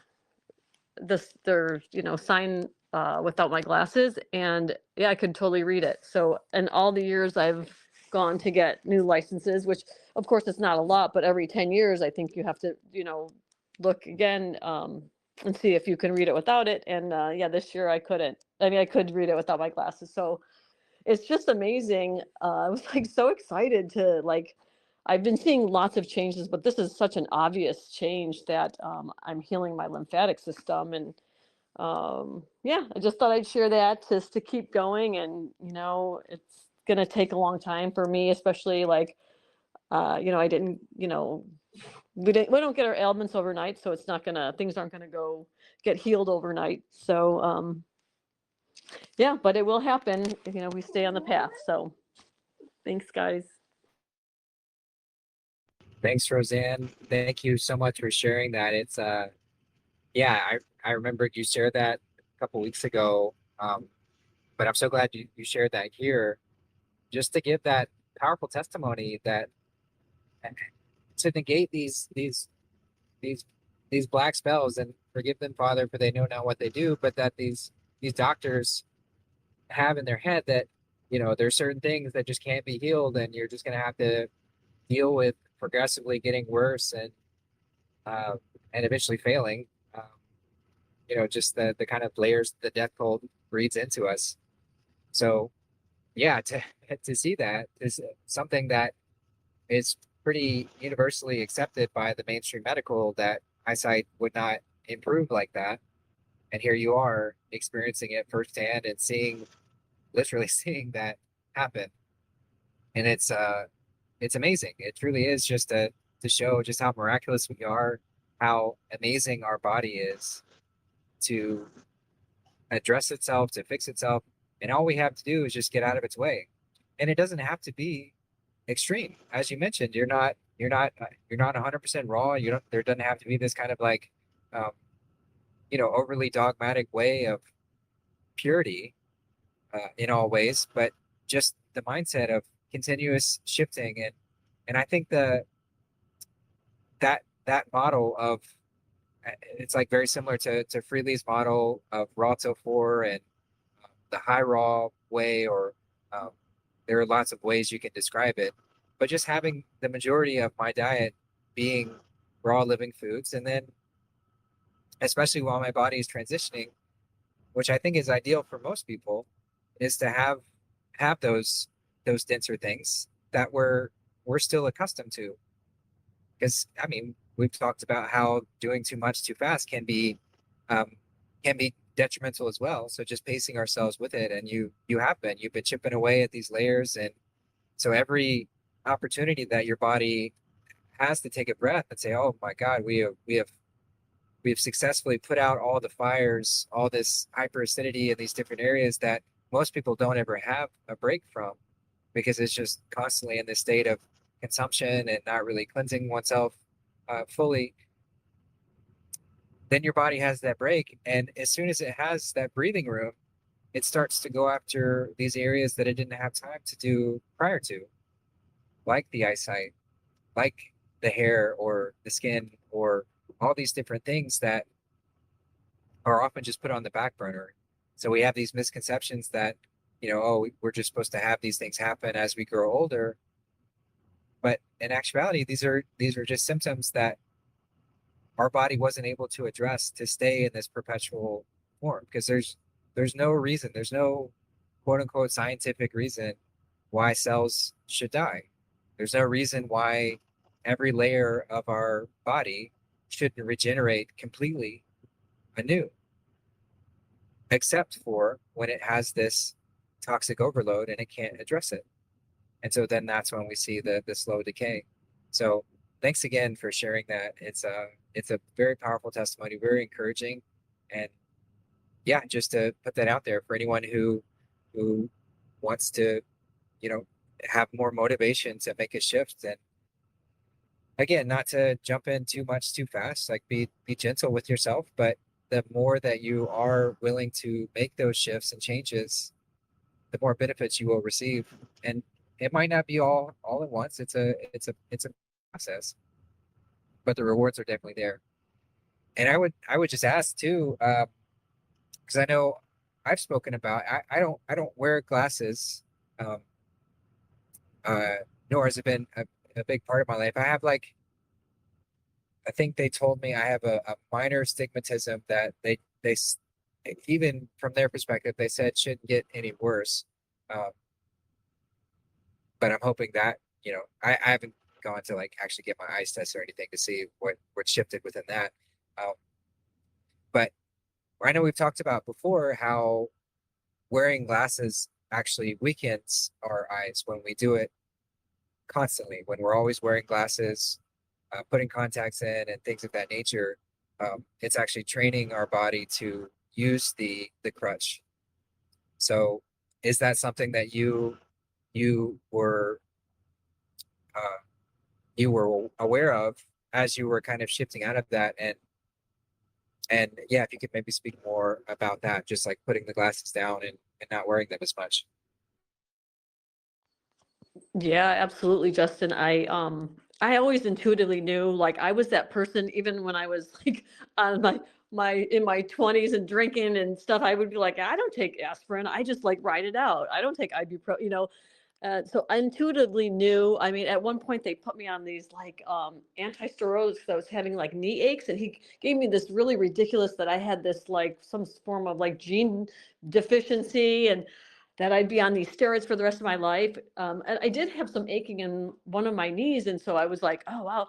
So I would just I started taking them, and then I was like, no, this is bullshit. So then I just weaned myself off of them, and I've never used them again. I don't even remember what he said I had. And it was same for the glasses. It was like, my eyes, I don't need this. Like, I don't need this. And I especially, when I started to not see close, I was like,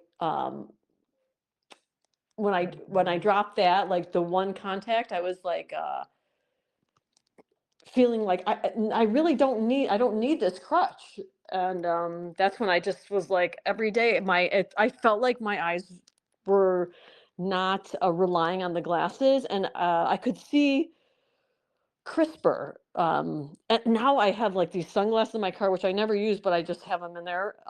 And I put them on the other day, and I thought, oh my gosh, I can't believe I wore these. Like they were so foreign to my body. Sunglasses and even the prescription, whatever that was. I think they're pretty old, but yeah, I think just intuitively, um, knowing my body, uh, is has my needs are being met, and I don't need all the external stuff.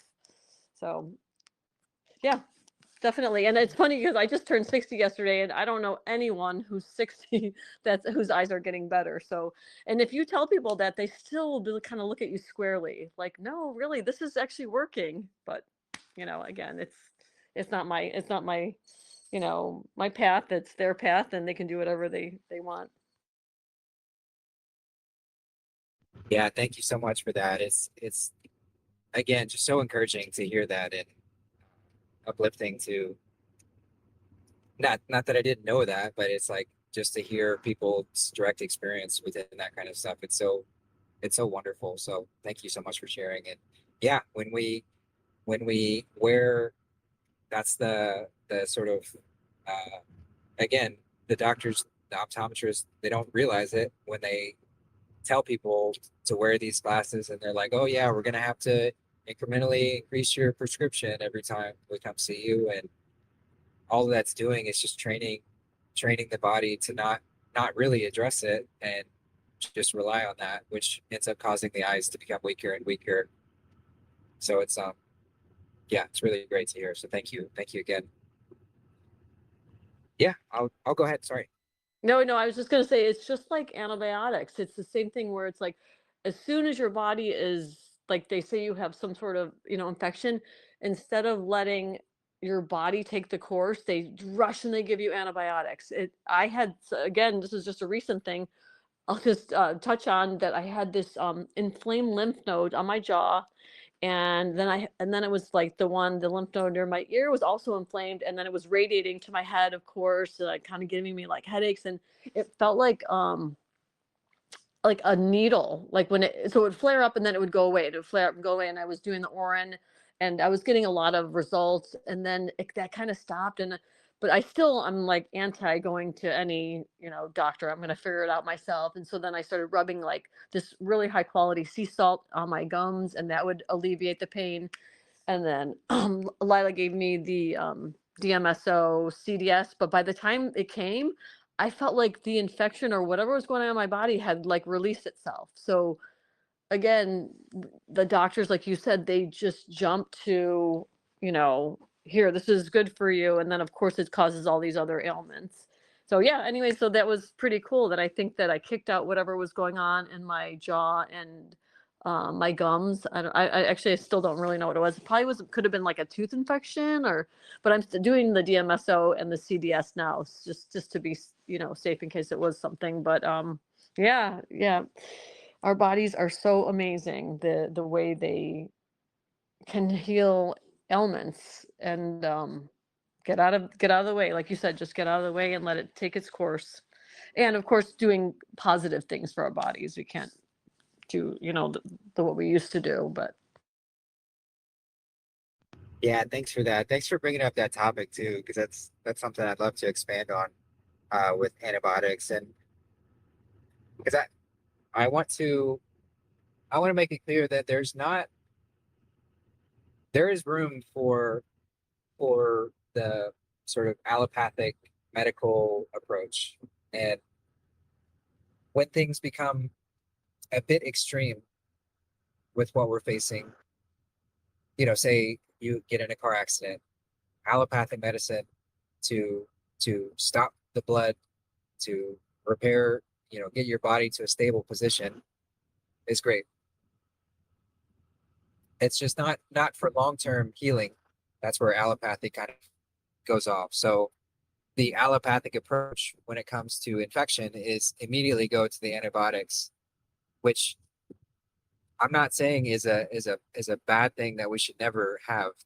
There are times where extreme measures are needed, and antibiotics have saved people's lives. So I used to be a bit more hardcore about, I would, and I haven't used an antibiotic myself, but just hearing other experiences with it, I might have been more gung ho about like not using that at all, thinking like, oh, it's gonna damage me more than it's gonna help me. And I'd say in general, it's best not to go to that first. But there are instances where, for whatever reason, uh, everything just hasn't shifted within ourselves to fight an infection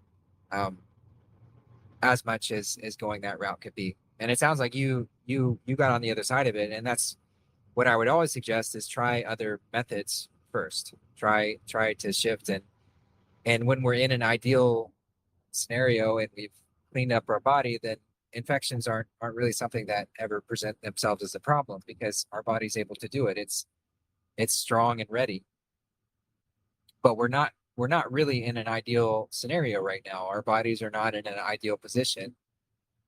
So but the reason I wanted to talk about that is there was a discussion in JC Family a few weeks ago by John Joseph, and he was dealing with a similar thing with a mouth or a tooth infection, and he was trying all sorts of other things, but really just feeling very very defeated and debilitated by this, and it sounded like it was getting pretty dangerous, because once the infections reach a certain threshold and it starts to infect our body through our bloodstream, that can get hairy very quickly. So there are times when we resort to that, and he did not end up resorting to antibiotics after trying a whole host of other things. And it seems like that. I mean, I'd love to hear from him if he wants to talk more on it. But so yeah, he's not on this one. But yeah, it seems like it helped to rectify the issue. And so going through that process of even thinking that, oh no, I have to do this all naturally, even that can become a dogma that the divine might be inviting us to let go of, to surrender that, which is funny and sometimes can seem counterintuitive or counter what we would imagine. But sometimes that's the way that it's asking us to go, is just to be open to the fact that maybe my body is not quite ready to address this all without assistance from something like that. And so, again, I'm not suggesting that for you, but just wanted to talk about that topic in general, because sometimes the way these things have been presented, and I've certainly been there as far as like how I've talked about it in a very like absolute kind of way, it leaves no room for budging within it, and it can cause us to get into tricky situations. There was another example where y'all know I've talked about Casey, my friend who goes by Vegetable Police online, who I can't suggest his channel enough. It's like literally my favorite YouTube channel. If you go through my liked page on YouTube, I like every single one of his videos just because I want to help support him and what he's doing. But I genuinely do enjoy every single one of his videos. He's just got a comedic way of presenting his healing journey, and just really enjoyed it. And even at times where he's veered way off into spaces that I wouldn't go. I still just really appreciate his honest approach to everything. But I say that because he had an experience just like that, where he had an infection in his on one of his teeth, and he said it had been something that had been affecting him for years, but it got to a point where it was like really bad, and he wasn't able to eat solid food, and his mouth was swollen, and he was doing all the remedies that people who and he was very against antibiotics and doing all the remedies that you would do, like cloves and drawing a blank on other things. But he tried a whole bunch of things, and he talked about that. But it eventually got to the point where it just wasn't working. It wasn't addressing the issue, and it was getting kind of serious. So he did resort to the antibiotics, and he said the relief was pretty immediate. It addressed the issue and stopped the sort of serious thing from spreading any further. And he also talked about the pathway of repopulating his microbiome, because that's the sort of downside of antibiotics, is it wipes the slate clean of both the good and the bad within our system. And we do have it's like where it's the microcosm of the macrocosm. So our body is like the earth, and we have a population on earth, and our population can be either very satanic and very evil, or it can be very Christ-like. And antibiotics are kind of like a big it's kind of like the Great Flood. It just wipes out everything. So to repopulate the Christ-like population does require conscious practice after that. And I don't remember exactly what he did, but I think it was using things like probiotics and other methods to repopulate his microbiome after he wiped it clean. So all to say is I just wanted to open up a larger conversation around antibiotics in general, and even more generally, just our being open to the allopathic approach if it's necessary. Just everything. These are all tools that we can use, and as long as we're using them consciously and not just falling into the patterns of like the overprescription of antibiotics and using them every single time we have any sort of sickness. It's like some doctors will just prescribe it when they don't know what's going on. They're like, I don't know what's happening, just take some antibiotics. And that's setting us up for much more consequences, especially because there's no conversation around repopulating your system after you wipe it clean. So yeah, I just wanted to add that too, and offer that I've done a little bit more with probiotics recently, and the most fun way that I've been doing it is with water kefir, which if anyone hasn't ever looked into that or tried to make it before, I was initially kind of like turned off. I'm I'm going to use a word just because I'm poking fun at myself, but I'm lazy when it comes to things. I don't like spending a lot of steps and effort to do something. I'm going to find the most efficient way of doing anything. And I actually had a professor in college who had a funny statement that will always stick with me. And this was an engineering course, and he said, I love engineers. You want to know why? Why? Well, because they're lazy as shit.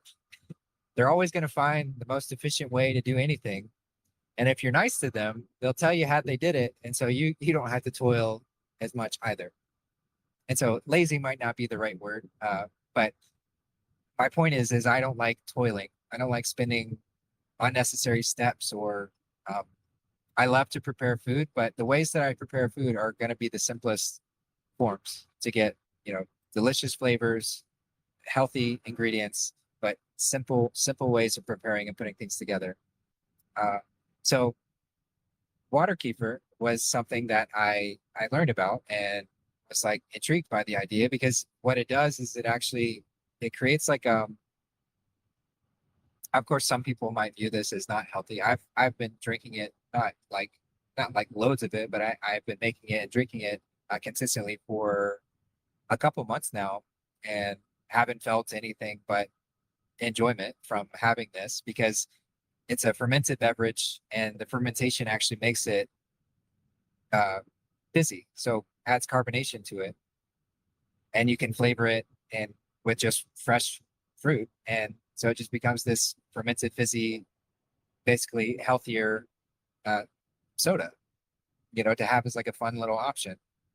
And I know people do like the kombucha and stuff, but this water kefir has it still is slightly acidic, but it's much lower in acidity than kombucha.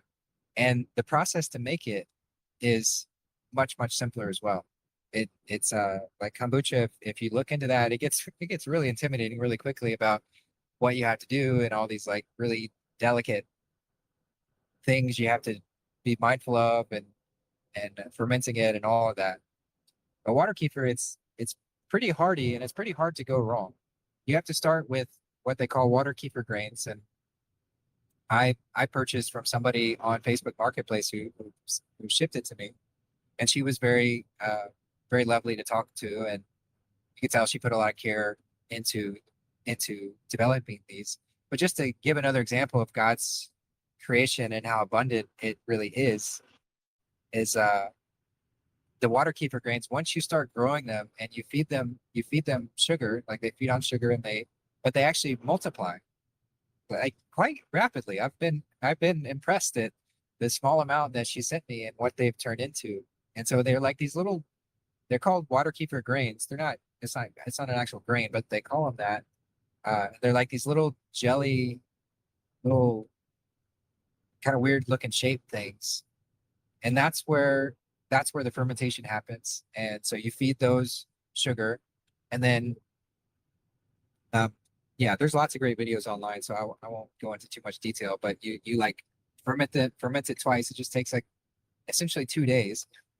One day with just sugar, and then one day with whatever fruit you want to flavor it with.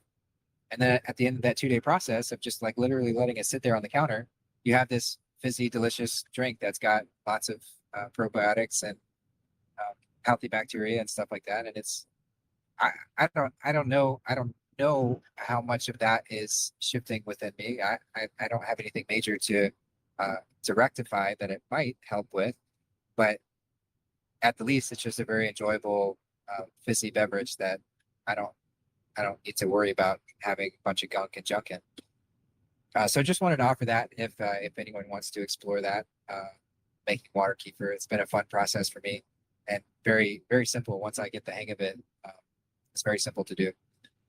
So I've been enjoying sharing that with Dar's family, and a bunch of the kids really love that too.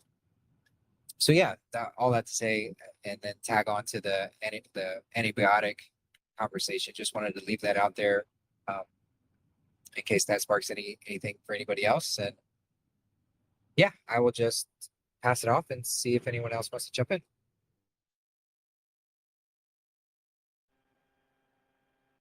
Hey, Justin. Can you hear Hello, me? I heard somebody, but I missed It's who it was. Beth. It's Beth, Beth. I yeah, have you're. my speaker on. Is it sounding funny? Yeah, it's a little muffled. I mean, we can manage if that's what you got, but I'll turn it yeah, up. it's a little muffled. Turn it up. Let me turn it off.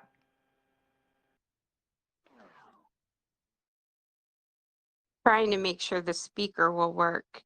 Can you say something and see if I can hear you? Yeah, am I coming through? Okay, Can you hear me? there we go. That's good. Yeah, thanks. I was glad you guys were on today. Wow, I'm glad that I tuned in. I wanted to go back and mention a few things that I heard from Roseanne. Thank you for mentioning the eyes and the vision. A lot of these conversations just bring up so much in me that's like confirmation. The vision problems was the first thing that I noticed as a symptom to a reaction to the breast implants when that first happened to me in the beginning of like my health decline. And that was a long time ago, but part of it is that I'm putting together this whole like timeline of the things that happened to me so that I can better verbalize it in like a summary so that I can start accessing more resources to deal with some of the things that I'm still healing from.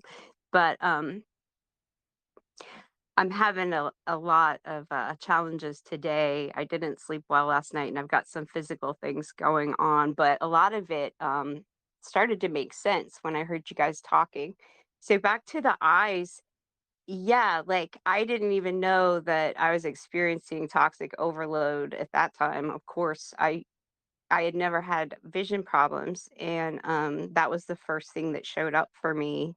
And then it was consistent, and then I developed other things with my eyes and ended up having autoimmune workup and being diagnosed with an autoimmune condition, and all sorts of things happen. But along the way, it's been so consistent that it's just been it was getting progressively worse over the years. And every time I would go to the eye doctor, I would need a stronger prescription, to the point where now my prescription is bifocals. Um, but that's something that came into my awareness recently because I do have a lot of issues with pressure in my head, brain fog, vision trouble, things like that that are still showing up for me. And I find myself, though, being resistant to glasses. And initially, I was arguing with the last eye doctor I seen about how, I would, get the glasses, but I preferred to, do some things to heal my eyes. And, of course, he informed me that you cannot heal your eyesight. So I think just listening to you guys just kind of brought me back into um, a better balance with my beliefs. And I guess that's really what's been going on with me lately is this toggling in between. Um, yeah, I don't want to go off on just undirected here, but the vision and the eyeglasses and all of that, I was just really glad to hear about that from Roseanne.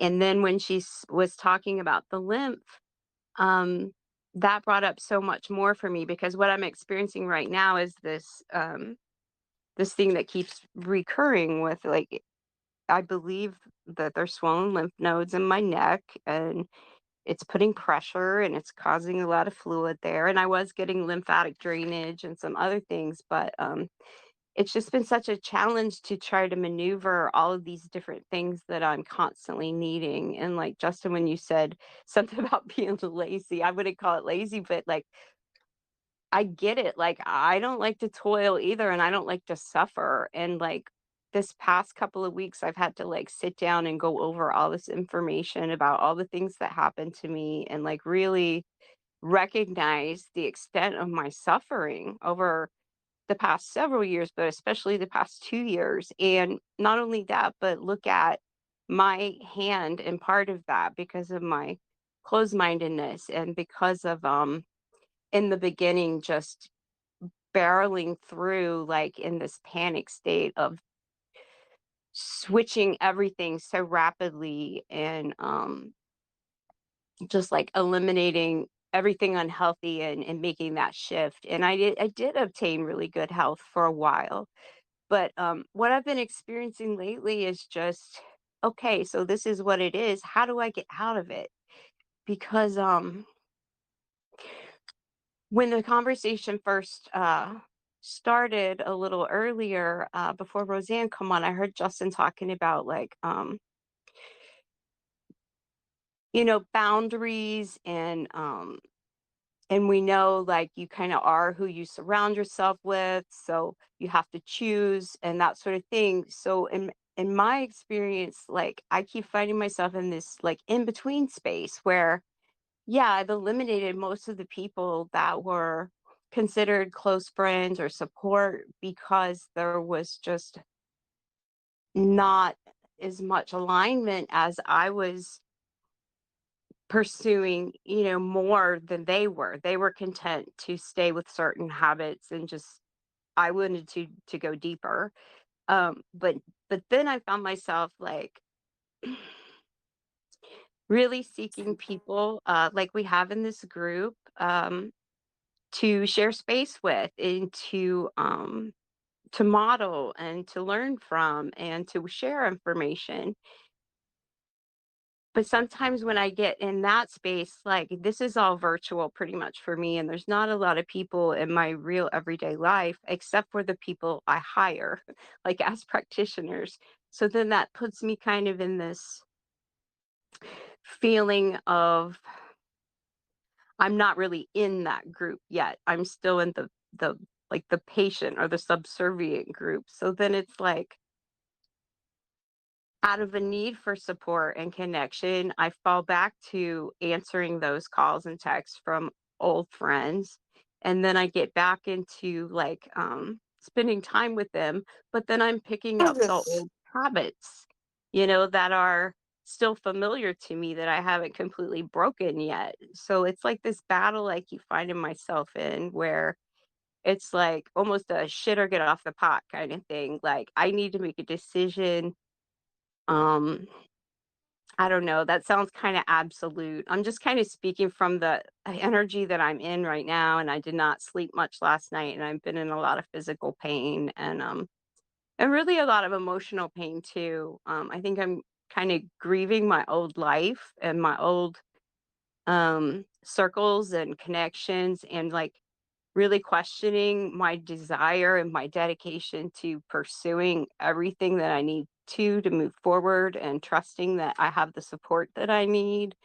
Um, because I'm having to admit to myself a lot of um, maybe perceived limitations or deficiencies that like I need help, and I don't I don't want to go back into the allopathic, especially for like the mental health part of it. Um, but it's really hard to navigate where to find what it is that I need. I don't know. I had put down so many notes about this conversation, and I feel like I was going in a direction. Um, but when the talk was going on about the addiction to, like I love that we recognize that we all have addictions, and it's just basically we pick our poison, so to speak. Um, and that it's really just a coping mechanism, a faulty one or an unhealthy one. But I've really been giving myself kind of a hard time lately because I have been spending time with people from my past, and I have been engaging in, poor food choices and other things. It's just I don't know. It's just a tough spot to be in today, and I had no intention of getting on here in this state and talking, but um, I'm really glad you guys are here, and I guess I'll just leave it at that. I mean, I do have intentions to do a lot of really creative and powerful things, and keep feeling like I'm on the verge of just exploring all these ideas and creation I've been building, during my healing time. But then there's just this piece of me that needs to be more well first, and I need to get there. And so far I'm not getting there on my own. So yeah. Anyway, maybe some of that will help somebody, but just releasing it here helps me a lot, and I'm just glad that we have this space, and that I had the willingness to let some of that out because I feel the tension easing up in my neck quite a bit already. So I'm going to take a breath, and yeah, that's all. Thank you. Thank you, Beth. I love when you share it because you touch on so many things that I've gone through and I'm still experiencing, and I know it's so helpful for others to hear that as well. Uh, so just thank you for your consistent offering, and even if you don't have an idea of what you're sharing or how it's supposed to come across, that's the best way because it means it's genuine, it's authentic, and it's true. So just thank you for giving that. It's such a gift. And if I could offer just seeing that in those moments where you feel like you're questioning, like, why am I going through these things, or why am I experiencing this layer, or going through these challenges, or whatever, to zoom out from that God perspective, your highest perspective, and see, oh wow, this Beth character, she is giving so much to so many by going through these experiences in this way, and having the courage to talk about them. That's really rare. It's not. It's now, of course, we all go through these in different ways, but to have the courage to talk about it, it's super rare. So it's a huge gift, and that might help to sort of take the edge off when you feel like, oh man, I wish I was here, or doing this, or that, or whatever. To just know, like, okay, I'm going through this. Even the experiences you're having with old friends and family, it's not, there's never an end all be all approach to when it's the right time to step away, or when it's the time to engage. But just offering like a potential divine calling or leading in those experiences is you're doing exactly what I was saying in regards to RFK and Trump still talking about eating this or that. You're engaging in that, still offering that space for those in those circles to not automatically, like be turned off or turned away, or feel like you're superior to them, or not that you're intending that, but that's often how it can come across, and it turns people off, so they're not even willing to engage. So you're still offering that, and whatever it was meant to that you spoke about, I guarantee you it's adding some layer, giving them some opportunity to make a shift, even if it doesn't feel like it. We can be really critical on ourselves, of course wanting to do more, but it takes away from us to see like how much we are doing.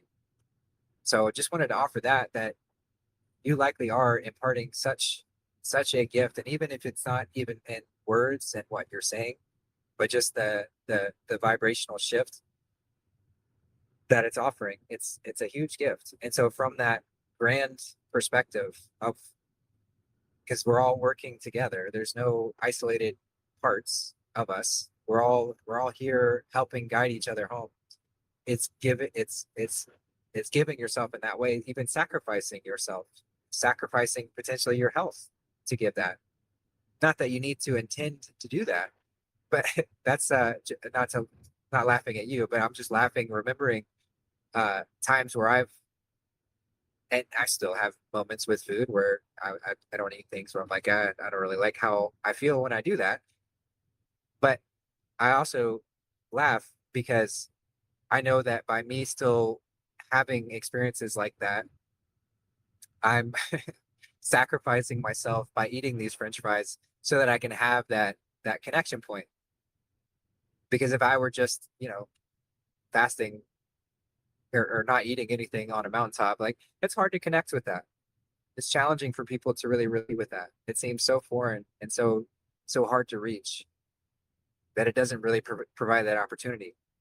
So by me having the French fries, not saying that I want to just generally encourage that all the time, but it softens it, as I mentioned, takes the edge off of the temptation to fall into uh, the self-deprecation, beating myself up for having that experience. And I get to see, okay, this is likely for some bigger picture perspective, so that I can maintain that connection with someone. So it's an easier conversation to shift somebody else and talk about that, and also have the humility to offer that, yeah, I still have those moments myself. There's still plenty of things, vices and things that I engage with, but there's still a higher purpose. God, goodness weaves itself into everything, even the most seemingly dark and dismal portions of this experience. There's still an underlying goodness within it, that everything is stimulating this experience for us to reach a greater understanding of ourselves and experience new heights. And so dipping into whatever is giving us a contrasting experience, but also a humbling and um, a relatable experience to share with others. So I think it's phenomenal, and I think it's really good that you talk about it in this way, and then helps to helps to bring this conversation to the forefront, because it's like the more that we can be gentle with ourselves and honor where we really are and that path within it, it's yeah. I don't know what else to say other than just a thank you for sharing, and just wanted to offer that perspective if that helps. But again, thanks, Beth. Appreciate you. Oh, wow, that was beautiful, Beth and Justin. I have been thinking about this earlier, and wanted to share really, really quick that when you're talking about fasting and this beautiful topic on health, I'm sorry, I had to run over to the phone. Um, just give me a second here. So, the realization, like when we start to fast and cleanse, etc., um, and then when we introduce things back to our temples, it's just that realization, like, and that's how you get to learn your temple the best, the most. And then that's when your awareness of what your food intake is, and what you're intaking and how it affects your body. So I've just recently experienced that. So I wanted to kind of like add that into as a side note to this conversation. I think Justin probably said it, but just speaking from experience as well.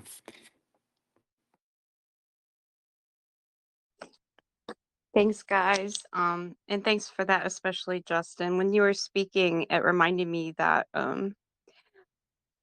I know, like, I feel like part of my purpose is to be like a bridge, and that's been clear to me from spirit for a long time. I thought I was supposed to like help make changes between the old healthcare system and the new one and like help with that transition.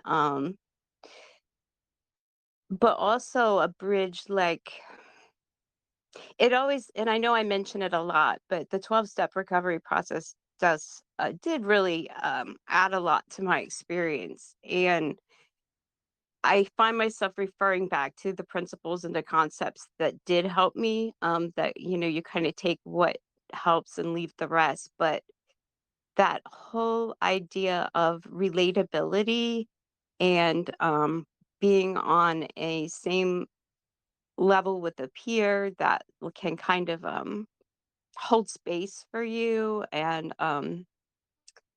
yeah, the relatability, like um it's just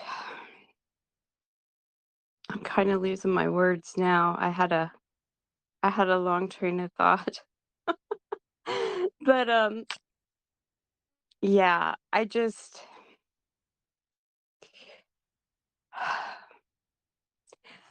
I find myself being more willing to be open about my personal experience in a space this public, even though I realize there is some level of safety here. Um, but just I realized, like, just mentioning the breast implants this time is not a big deal to me anymore because I've mentioned it a few times. So I think I'm going to take it a little step further because sometimes I don't I kind of people say I kind of speak in code or like tiptoe around things, and I don't know how much of that is just maybe designed to protect my personal stuff. But so yeah, the breast implants was a big source of shame for me for a while that I had done that to myself. But the next piece of it that's come to the surface recently that I'm working through was kind of triggered by these videos. I think I shared one of them in the group about this psychiatry patient that told her story and wrote a book and made a lot of changes in the mental health, psychiatry specifically, and pharmaceuticals. And so that's a part of my story I don't think that I've shared here, that when the breast implants were destroying my health over a 7-year period before I knew what was happening. Of course, I was seen by lots of specialists and lots of medications and things, but about 2 years into it, I was sent to a psychiatrist. And that was one of the most horrifying experiences because just like uh just like the lady talks about in her story, I was given one thing for like one symptom, and then it all of a sudden I had more symptoms, and then I had another drug, and by the end of it I was in a chemical straitjacket. And I had to come off all those drugs by myself, and I had to use the best resources I could with support groups I found online and mentors. And these people had the best information they did at the time.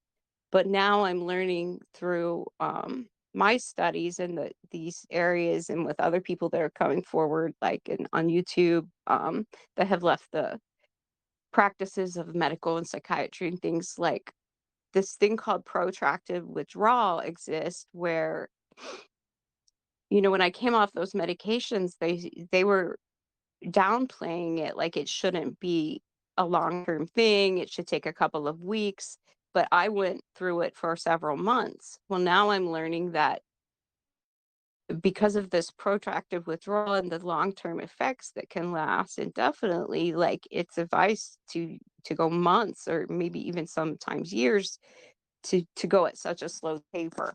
Well, now that I have that information, I'm comparing the symptoms I'm still experiencing with my brain function and my all of that, and it's really messing with my head because I also have had other realizations, because memory loss was involved, and I found out that there was a head injury that had been forgotten.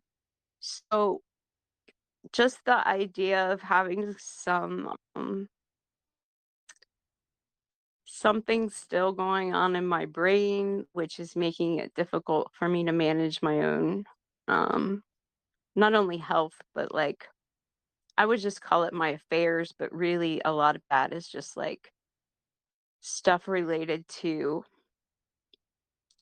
the medical records, the legal system, the disability case, the employer stuff. It's just so big and it's so much overwhelm. And so I guess I'm in this space where I'm really going into that piece of the puzzle and really trying to explore the best um, ways for me to identify like what's going on here and what to do. And that brings me back to like one of the first books that completely rocked my world was The Body Keeps the Score. And then I read a couple other books about how people had cured things like or reversed, I should say, whatever you want to call it, things like bipolar and other mental conditions that were told, you have to be on medications for your whole life. So when all that happened in the beginning of my journey, when I heard that book, is when I first started being open to the idea that people could potentially come off of these medicines. Um, Not to make this long, but I'm getting to the point of one of the things that I learned uh, during that time was the importance of your gut and brain connection and the gut health and the removing the toxins so the nutrients could be properly absorbed, and then remineralizing the body and all of the things that we know here, or I would assume a lot of us know here. um, but the challenge is just the overwhelm with that, combined with my physical things that are going on in my body, and combined with the symptoms, which are actually like at times confusion, memory loss, disorientation, things like that. It makes it really hard to put together my own plan of care and strategy to get well. So I'm just being honest with that. Like, I'm a health coach that needs a health coach. I don't know. um, yeah. So thanks for just letting me say that here, because part of what's come over me after hearing that woman share her story, I got so much inspiration and motivation that I started feeling like, oh, this is the avenue I want to go with my memoir or this book or this project I'm trying to use to process my past, turn my mess into a message and put it behind me, and then speak about it from the place of a healed person. But it's like, as long as I have that intention, it's hard to do it from the place I'm at now. So, yeah, I realize I'm getting into a lot of personal stuff, but if anybody relates or if Justin, yeah, that gives us a little bit more idea of what's going on with my challenges over the past 2 years of getting well and getting over the pride and embarrassment of mentioning that I have serious things going on in my head that are preventing me from functioning at the best capacity. Of course, there's a lot of nervous system dysregulation and adrenal fatigue and just exhaustion and that sort of thing as well. So, wow. Yeah. Thanks, guys, for listening. Yeah, thanks again for sharing. And it's as you were speaking, I kept just going back to this image of God's forge, this hot fire that we're being put into to refine ourselves. And so right now your message is in that forge. And it can be tempting to pull out the item, the tool, the thing that's being refined early because we want to use it. We know it's going to be good. But if we pull it out too early, it's not ready. And so that's what I see as like those things, whatever they are, from perceived limitations to um, challenges externally to it doesn't really matter, but just trusting that's all the divine nudging you to let that forge work and keep that message in there, let that tool become the biggest and brightest that it can possibly be. And it's hard. It's hard to know because there is a time where we can leave it in the forge too long as a sort of for whatever reason we feel like we're not worthy to share, or it's not ready when it really is. So there's also that side, but I don't really see that within you and how this is developing. It's like these things are just helping you to strengthen that message, and so that it can reach a greater, wider space, which doesn't have to be counted in numbers, but just in the ways that it can reach. So even if your story is refined to that perfect level, that divine where it rings, like in the movies where the smith is working on that sword and he pulls it out and it's got that nice ring to it because it's just so perfect and shiny and smooth and sharp and ready for whatever God needs to wield it. And then it can cut right to the core of whomever that message needs to reach in the best way possible at the right timing. So yeah, I just would offer that it's adding to your message in a greater way. And I love how Darth puts it at times that we don't realize how strong we're becoming because of all these limitations, because of all these mechanisms that were imposed on us for whatever reason.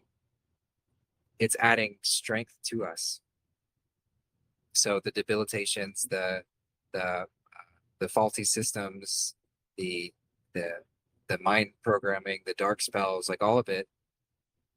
Yeah, it's kind of shitty, but it's also like it's those weights that we're adding to our bar, and we're lifting it, and we're still lifting it because we're still here, we're still living. So we're still lifting that bar, and then eventually we're going to be able to take all those weights off and just realize just how strong we've become, and we wouldn't have been there without those weights to strengthen us. So it all has that like, yeah, that way of shifting into the most beautiful way that it can be. And yeah, it sounds like you're on that.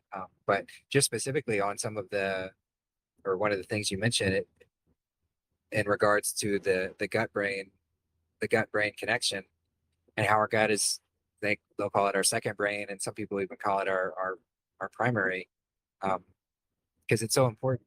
But having that gut brain connection being severed, that's actually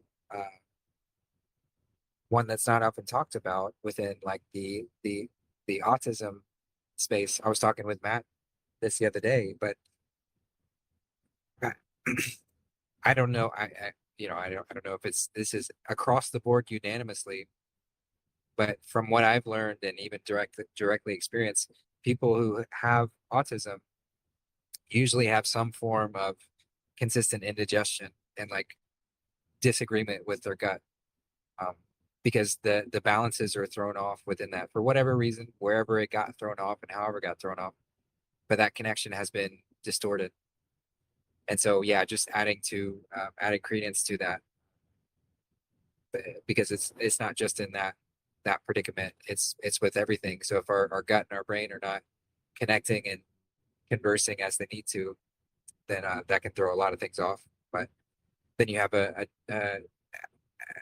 mainstream medical system where they don't teach anything about nutrition or anything in that capacity, and then we wonder why nothing's working.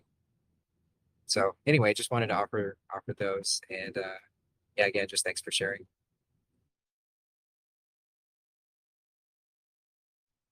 Yeah, yeah. Thanks, Justin, for bringing it back to the gut, because that's where I was going with it. Sometimes I go on a trail, but what I was getting at is like sometimes I get the feeling that I have the ability to use or to confuse, I should say, fasting with just abstaining, and there's a big difference in the energy of that, and there is appetite suppression taking place. So it's just like getting to my truth about things. And I'm glad you brought up the kefir, because that's something that I don't make, but it's right here in my neighborhood, and I used to buy it every week, and the sea moss and these things. But the pattern seems to be I'll get in a good space with a routine of,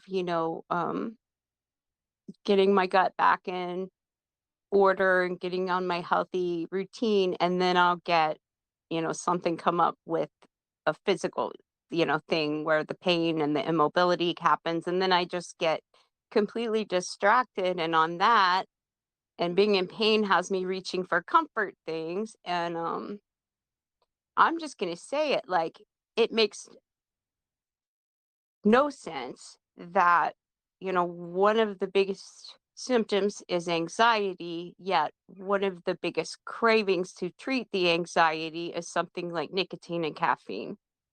That is baffling me and making me angry at myself because I see the harm I'm doing. And it's like going back to the addictions or attachments to things. It's basically just attachments to, like you said, a pacifier, a coping tool, a placeholder.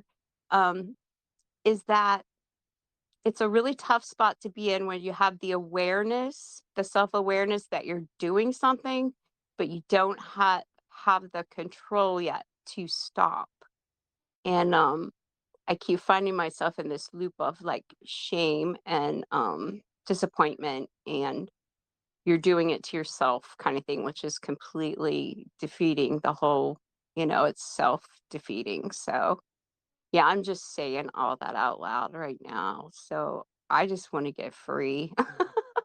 But thank you for reminding me about the kefir. I'm going to go get some. Like, I got to get this going. I got to get in the solution. And I feel like having accountability is a big piece that I'm missing, along with like structure and stability. So that's a big thing that was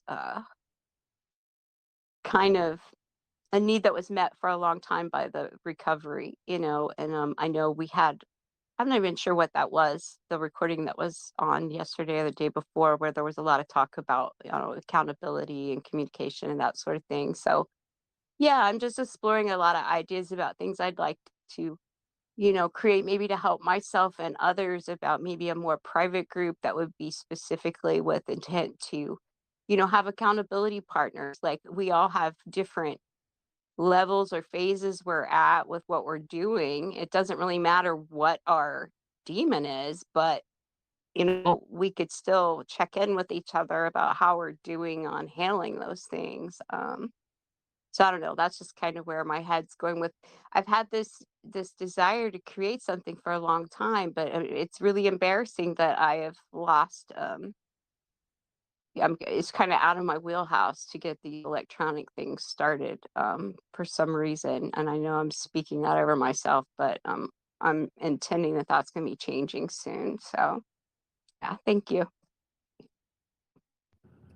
Yeah, well, even just you speaking to it is planting the seed to whether you do something like that, or inspire someone else to either help out you, or start it themselves. And either way, it's doing a service to put it out there. And yeah, I think having more more experiences where, while this is a solitary journey and there's no one that can do it for us, just having more consistent back and forth, which would take place in a healthy physical community. And that's really the ideal state, that we get to that, to where we're surrounding ourselves with those who are aligning. And of course, everyone's going to be at different stages of the journey, but just to have the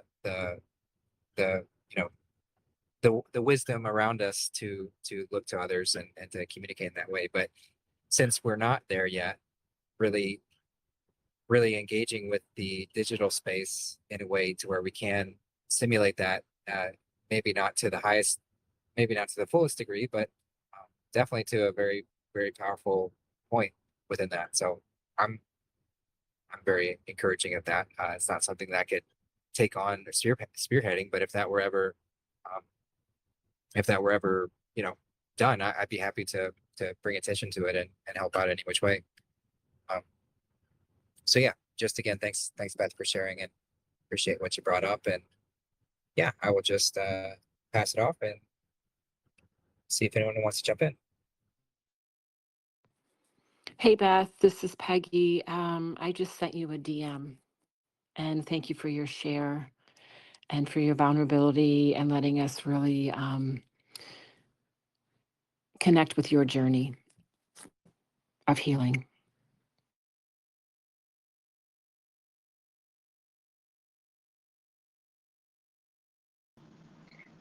Hi, everyone.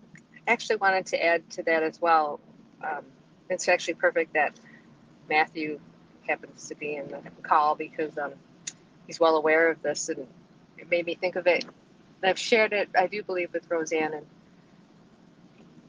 maybe Cheryl, but going back to the Eyesight, and I did share a picture. I don't know if Lila's on, but did a picture of our colon, and just like our teeth are all connected to different organs, our different parts of our colon are as well.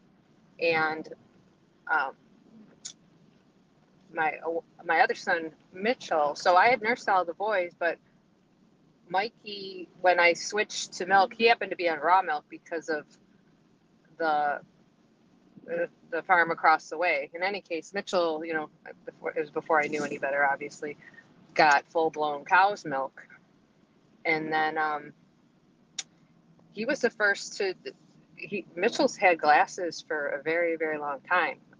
I'm saying like 8, 9 years old, perhaps. Same thing with like his ears being gunked up with wax and stuff. And I remember the pediatrician saying, "Oh, that's just hereditary. Everything's hereditary." But in any case, recently, and it was at the same time that I had endeavored into the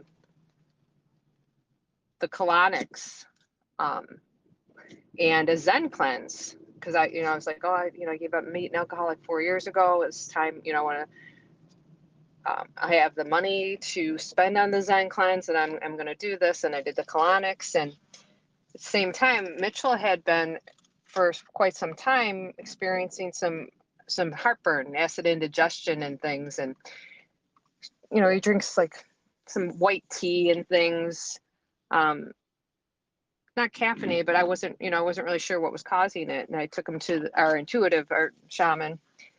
And, Mitchell, you would think he was perfectly healthy young man. I mean, him and Matt both very athletic, and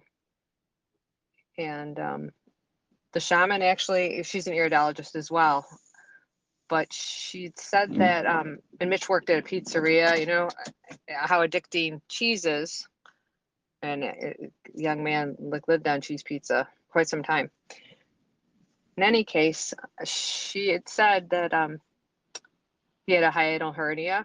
And on the diagram, so where the colon wraps around, where it starts in our rectum, as you work your way around, where it connects to the large intestines, the ears and eyes are affected. So Mitchell, one had a hiatal hernia there. And she said, so Mitchell's 22 years old. She said he has the colon of a 70-year-old man, and said it's all because of the cow's milk and the cheese. And he had 20 pockets, like diverticulitis,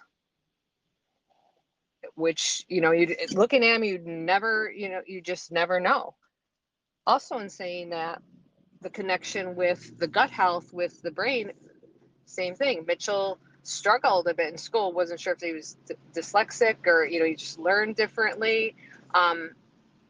Would learn not so much as reading as hearing, when he would retain things if he heard them, kind of the same way as like sound, like lyrics of a song, he retained every single song he's ever heard. The same way, we took him to the kinesiologist for that and remedied that in a way. But for a 22-year, that says a lot about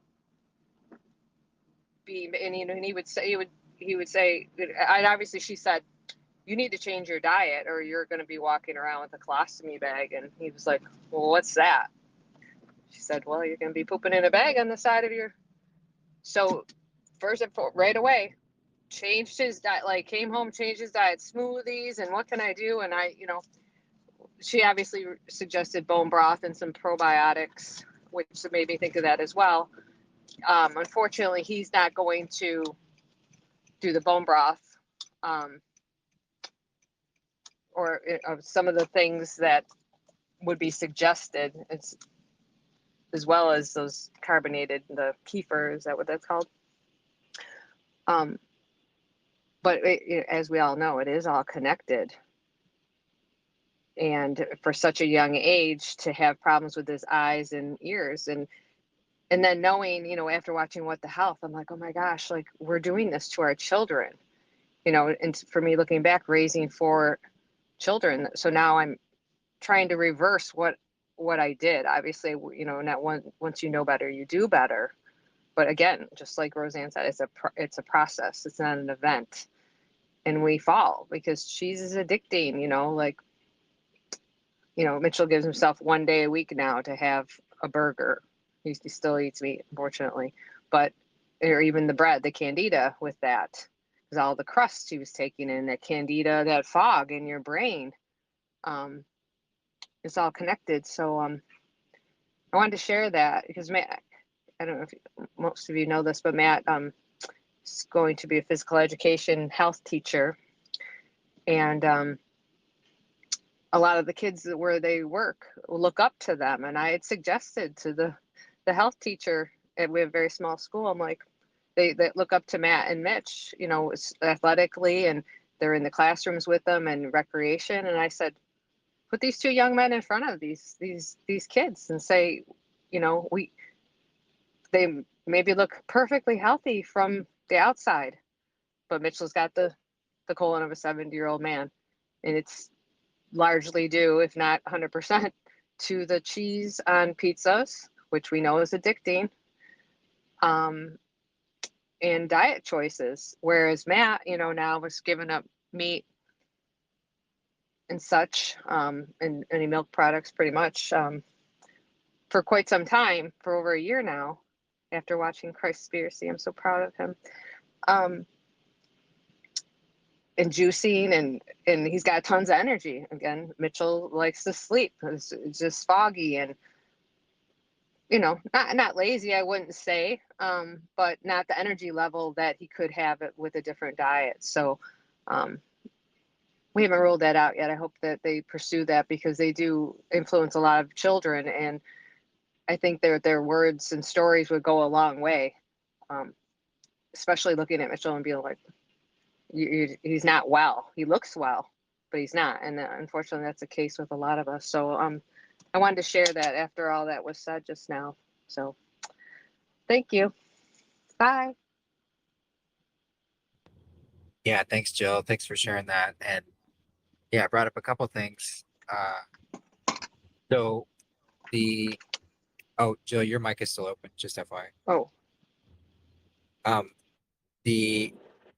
So with the dairy, that was a big part of Casey's health journey, was realizing that it was the dairy that was causing his ulcerative colitis, where he was like bleeding out of his rectum and in a horrible pain. He says the worst thing ever. And he tried everything until finally realizing that it was the dairy that was the problem. And as soon as he cut it out, it started to go away. And but he did go to juices for a while to heal, and that was what sort of started him on his healing journey. However many, I don't even know how many years ago, quite a while ago. So yeah, just another example where that dairy can be quite debilitating.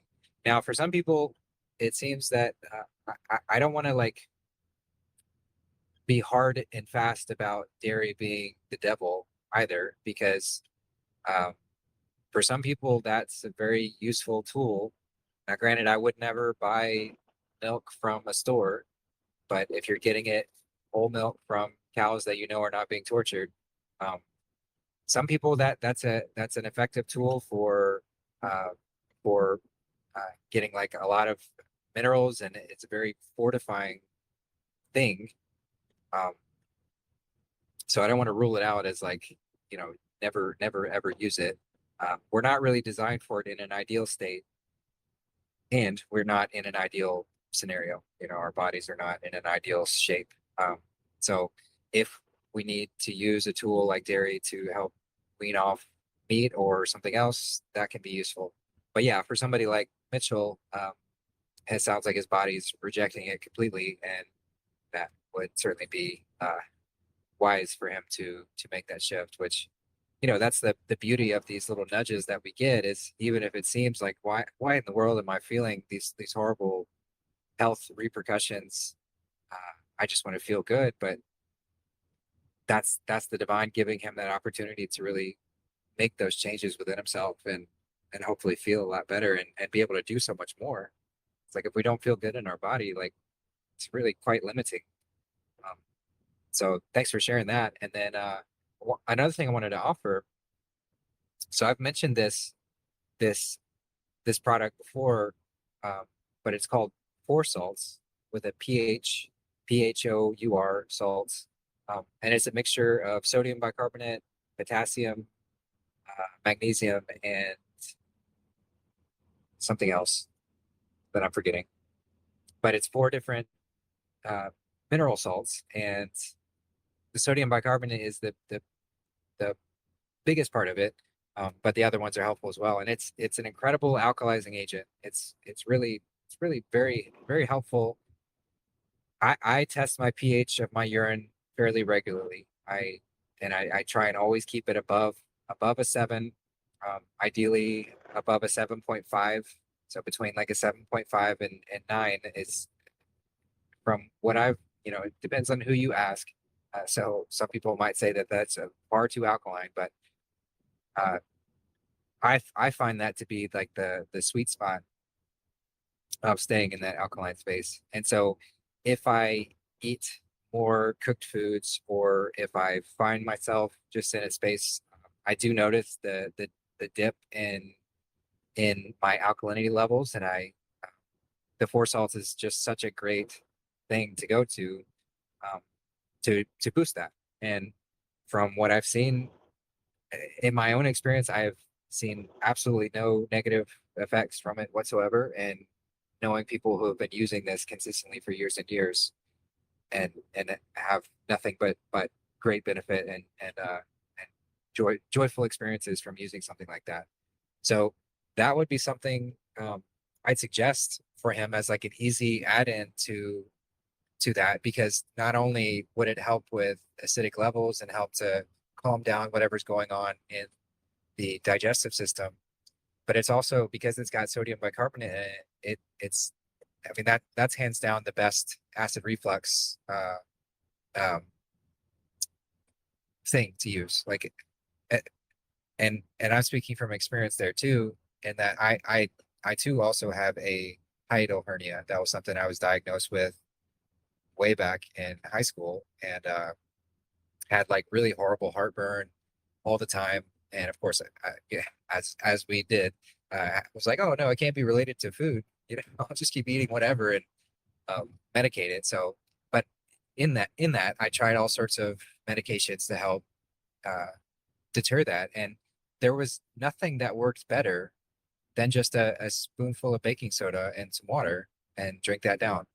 So whether he wants to try just baking soda or the 4 salts, either one would be very helpful for just giving a very fast, like immediate remedy for that very uncomfortable feeling.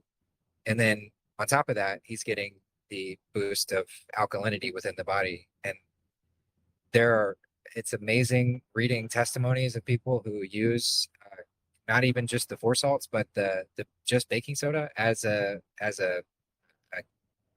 potential solution for something like cancer um, and a whole host of other things. Because as we've learned, acidity is what promotes disease. And so if you have an alkaline environment, then your body can address all these different things. And our body naturally produces sodium bicarbonate. It it it doesn't need to produce that much, because in an ideal situation, we wouldn't be consuming things that are causing such an acid overload. But it already naturally produces that. So it's not something that's like foreign to our body, and it integrates quite well. And as I said, I have not seen any examples or read anybody stating anything of long-term adverse effects from using something like that. So yeah, just wanted to offer that as a suggestion for Mitchell to have on hand, and if he's experiencing difficulty, to just yeah, get some sodium bicarbonate and throw it in some water, or get the 4 salts. And either way, it should be quite helpful for him. So I just wanted to offer that. Well, thank you. I actually purchased that 4 salts that day you spoke of it, and I have it in my cabinet right now. He's actually the intuitive, the shaman suggested, like, everyone's just nature sunshine, everyone's fiber. But I should incorporate that as well. As I should absolutely do that. Another thing I actually like to mention, a misconception amongst, I'm sure, a lot of people is, I was explaining to Mitchell, like, why you get these pockets, like you're backed up. And but he's like, I go to the John, I use the John every single day, sometimes twice a day. And I'd said, okay, well, this is, I'm obviously 30 years older than him, but I said, it was a couple weeks into Lent, and Matt and I did a liquid Lent. And so at the same time, that's why I was like, I'm going to do this Zen cleanse, so then we're collecting, to see what kind of treasures we had inside of us. And I said to Mitch, I said, that's great, Mitch. But that's why your body, you are backed up or narrowed within your colon. Hence why you create these pockets, this diverticulitis, and you have 20 of them. I said, I haven't had anything solid in over 2 weeks. I did the Zen cleanse, and lo and behold, I had a black bean in there. I haven't had black beans in over 2 weeks. I said, I go to the bathroom every day, Mitch. So I'm like, that it is a misconception. Like, oh, my digestion must be good, or I'm not backed up or narrowed. You know, anything is all good as long as I, you know, use the bathroom every day. So that was part of it too. I learned a lot from it as well as her saying, the intuitive saying that suggested, obviously, you chew your food way more than we do, you know, because we're on such a rush, we don't chew our food enough. Also, she suggested, I would like to get Lila's take on this at some point, that we don't have anything to drink for 20 to 30 minutes after we eat, because she had said that we have enzymes in our mouth. I'm sure, you know, someone on the call knows this, or is aware, that goes down with the food.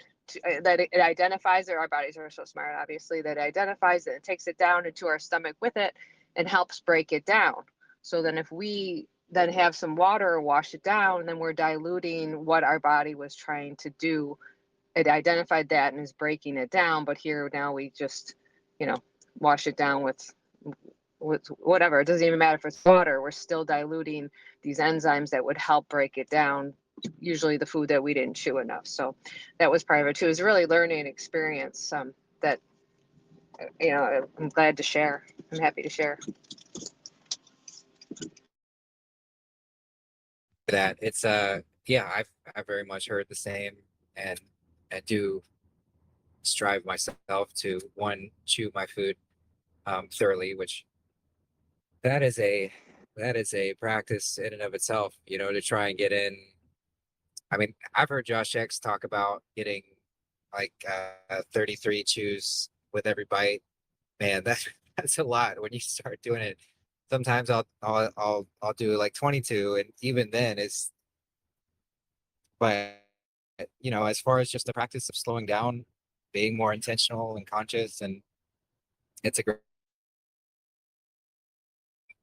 um, it is certainly something that's on my, yeah, like, yes. So I'm very aware of that. And then yeah, the drinking around meal times, even we don't want to be drinking too much water right before a meal either.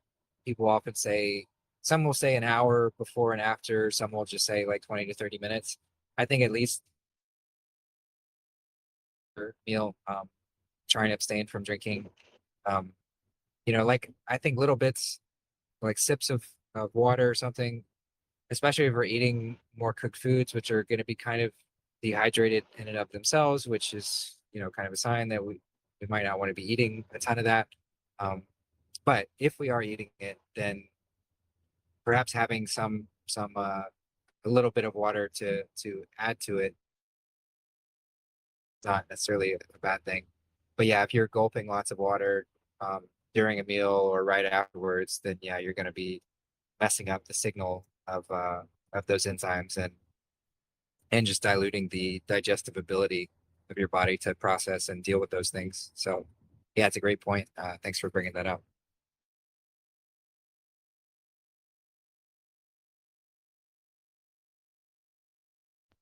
Yeah, does anyone else have anything else on your heart?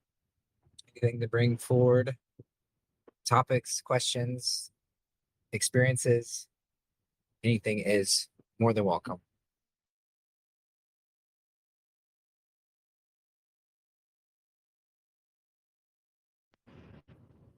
All right. Well, we can certainly start winding down too. We've been going for a good little bit.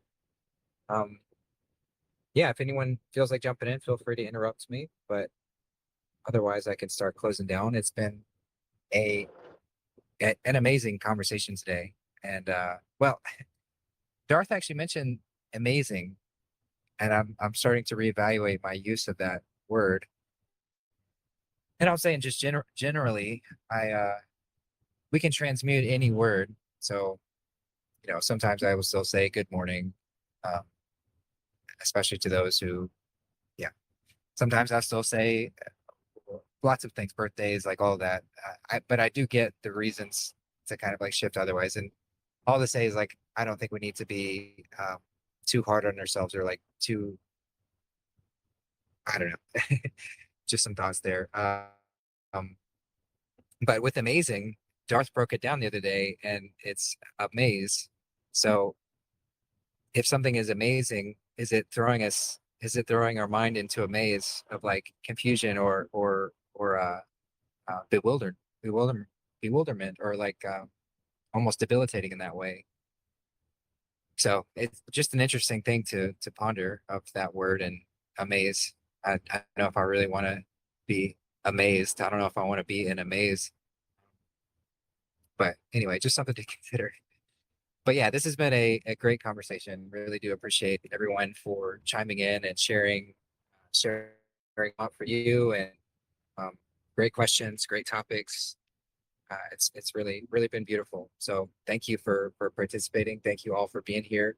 We're gonna keep on doing this beautiful drive um, as we continue heading out west. So yeah, I love you all so very much. Have a beautiful rest of your day wherever you are. And yeah, we'll talk soon. Take care, everybody. Oh, just to mention, yeah. So I mentioned in the post, but we won't have the Quest Eye on tomorrow, and likely won't have any watch parties for the next couple of weeks. And but I do want to hop in here and have like a live when it's opportune moment. So if there's a portion where we're on a drive or just have some downtime, um, I'll make sure we do something like that. So just stay tuned for some impromptu lives. But everything else, as far as the regular shows, will be postponed until I return. So love you all. Take care.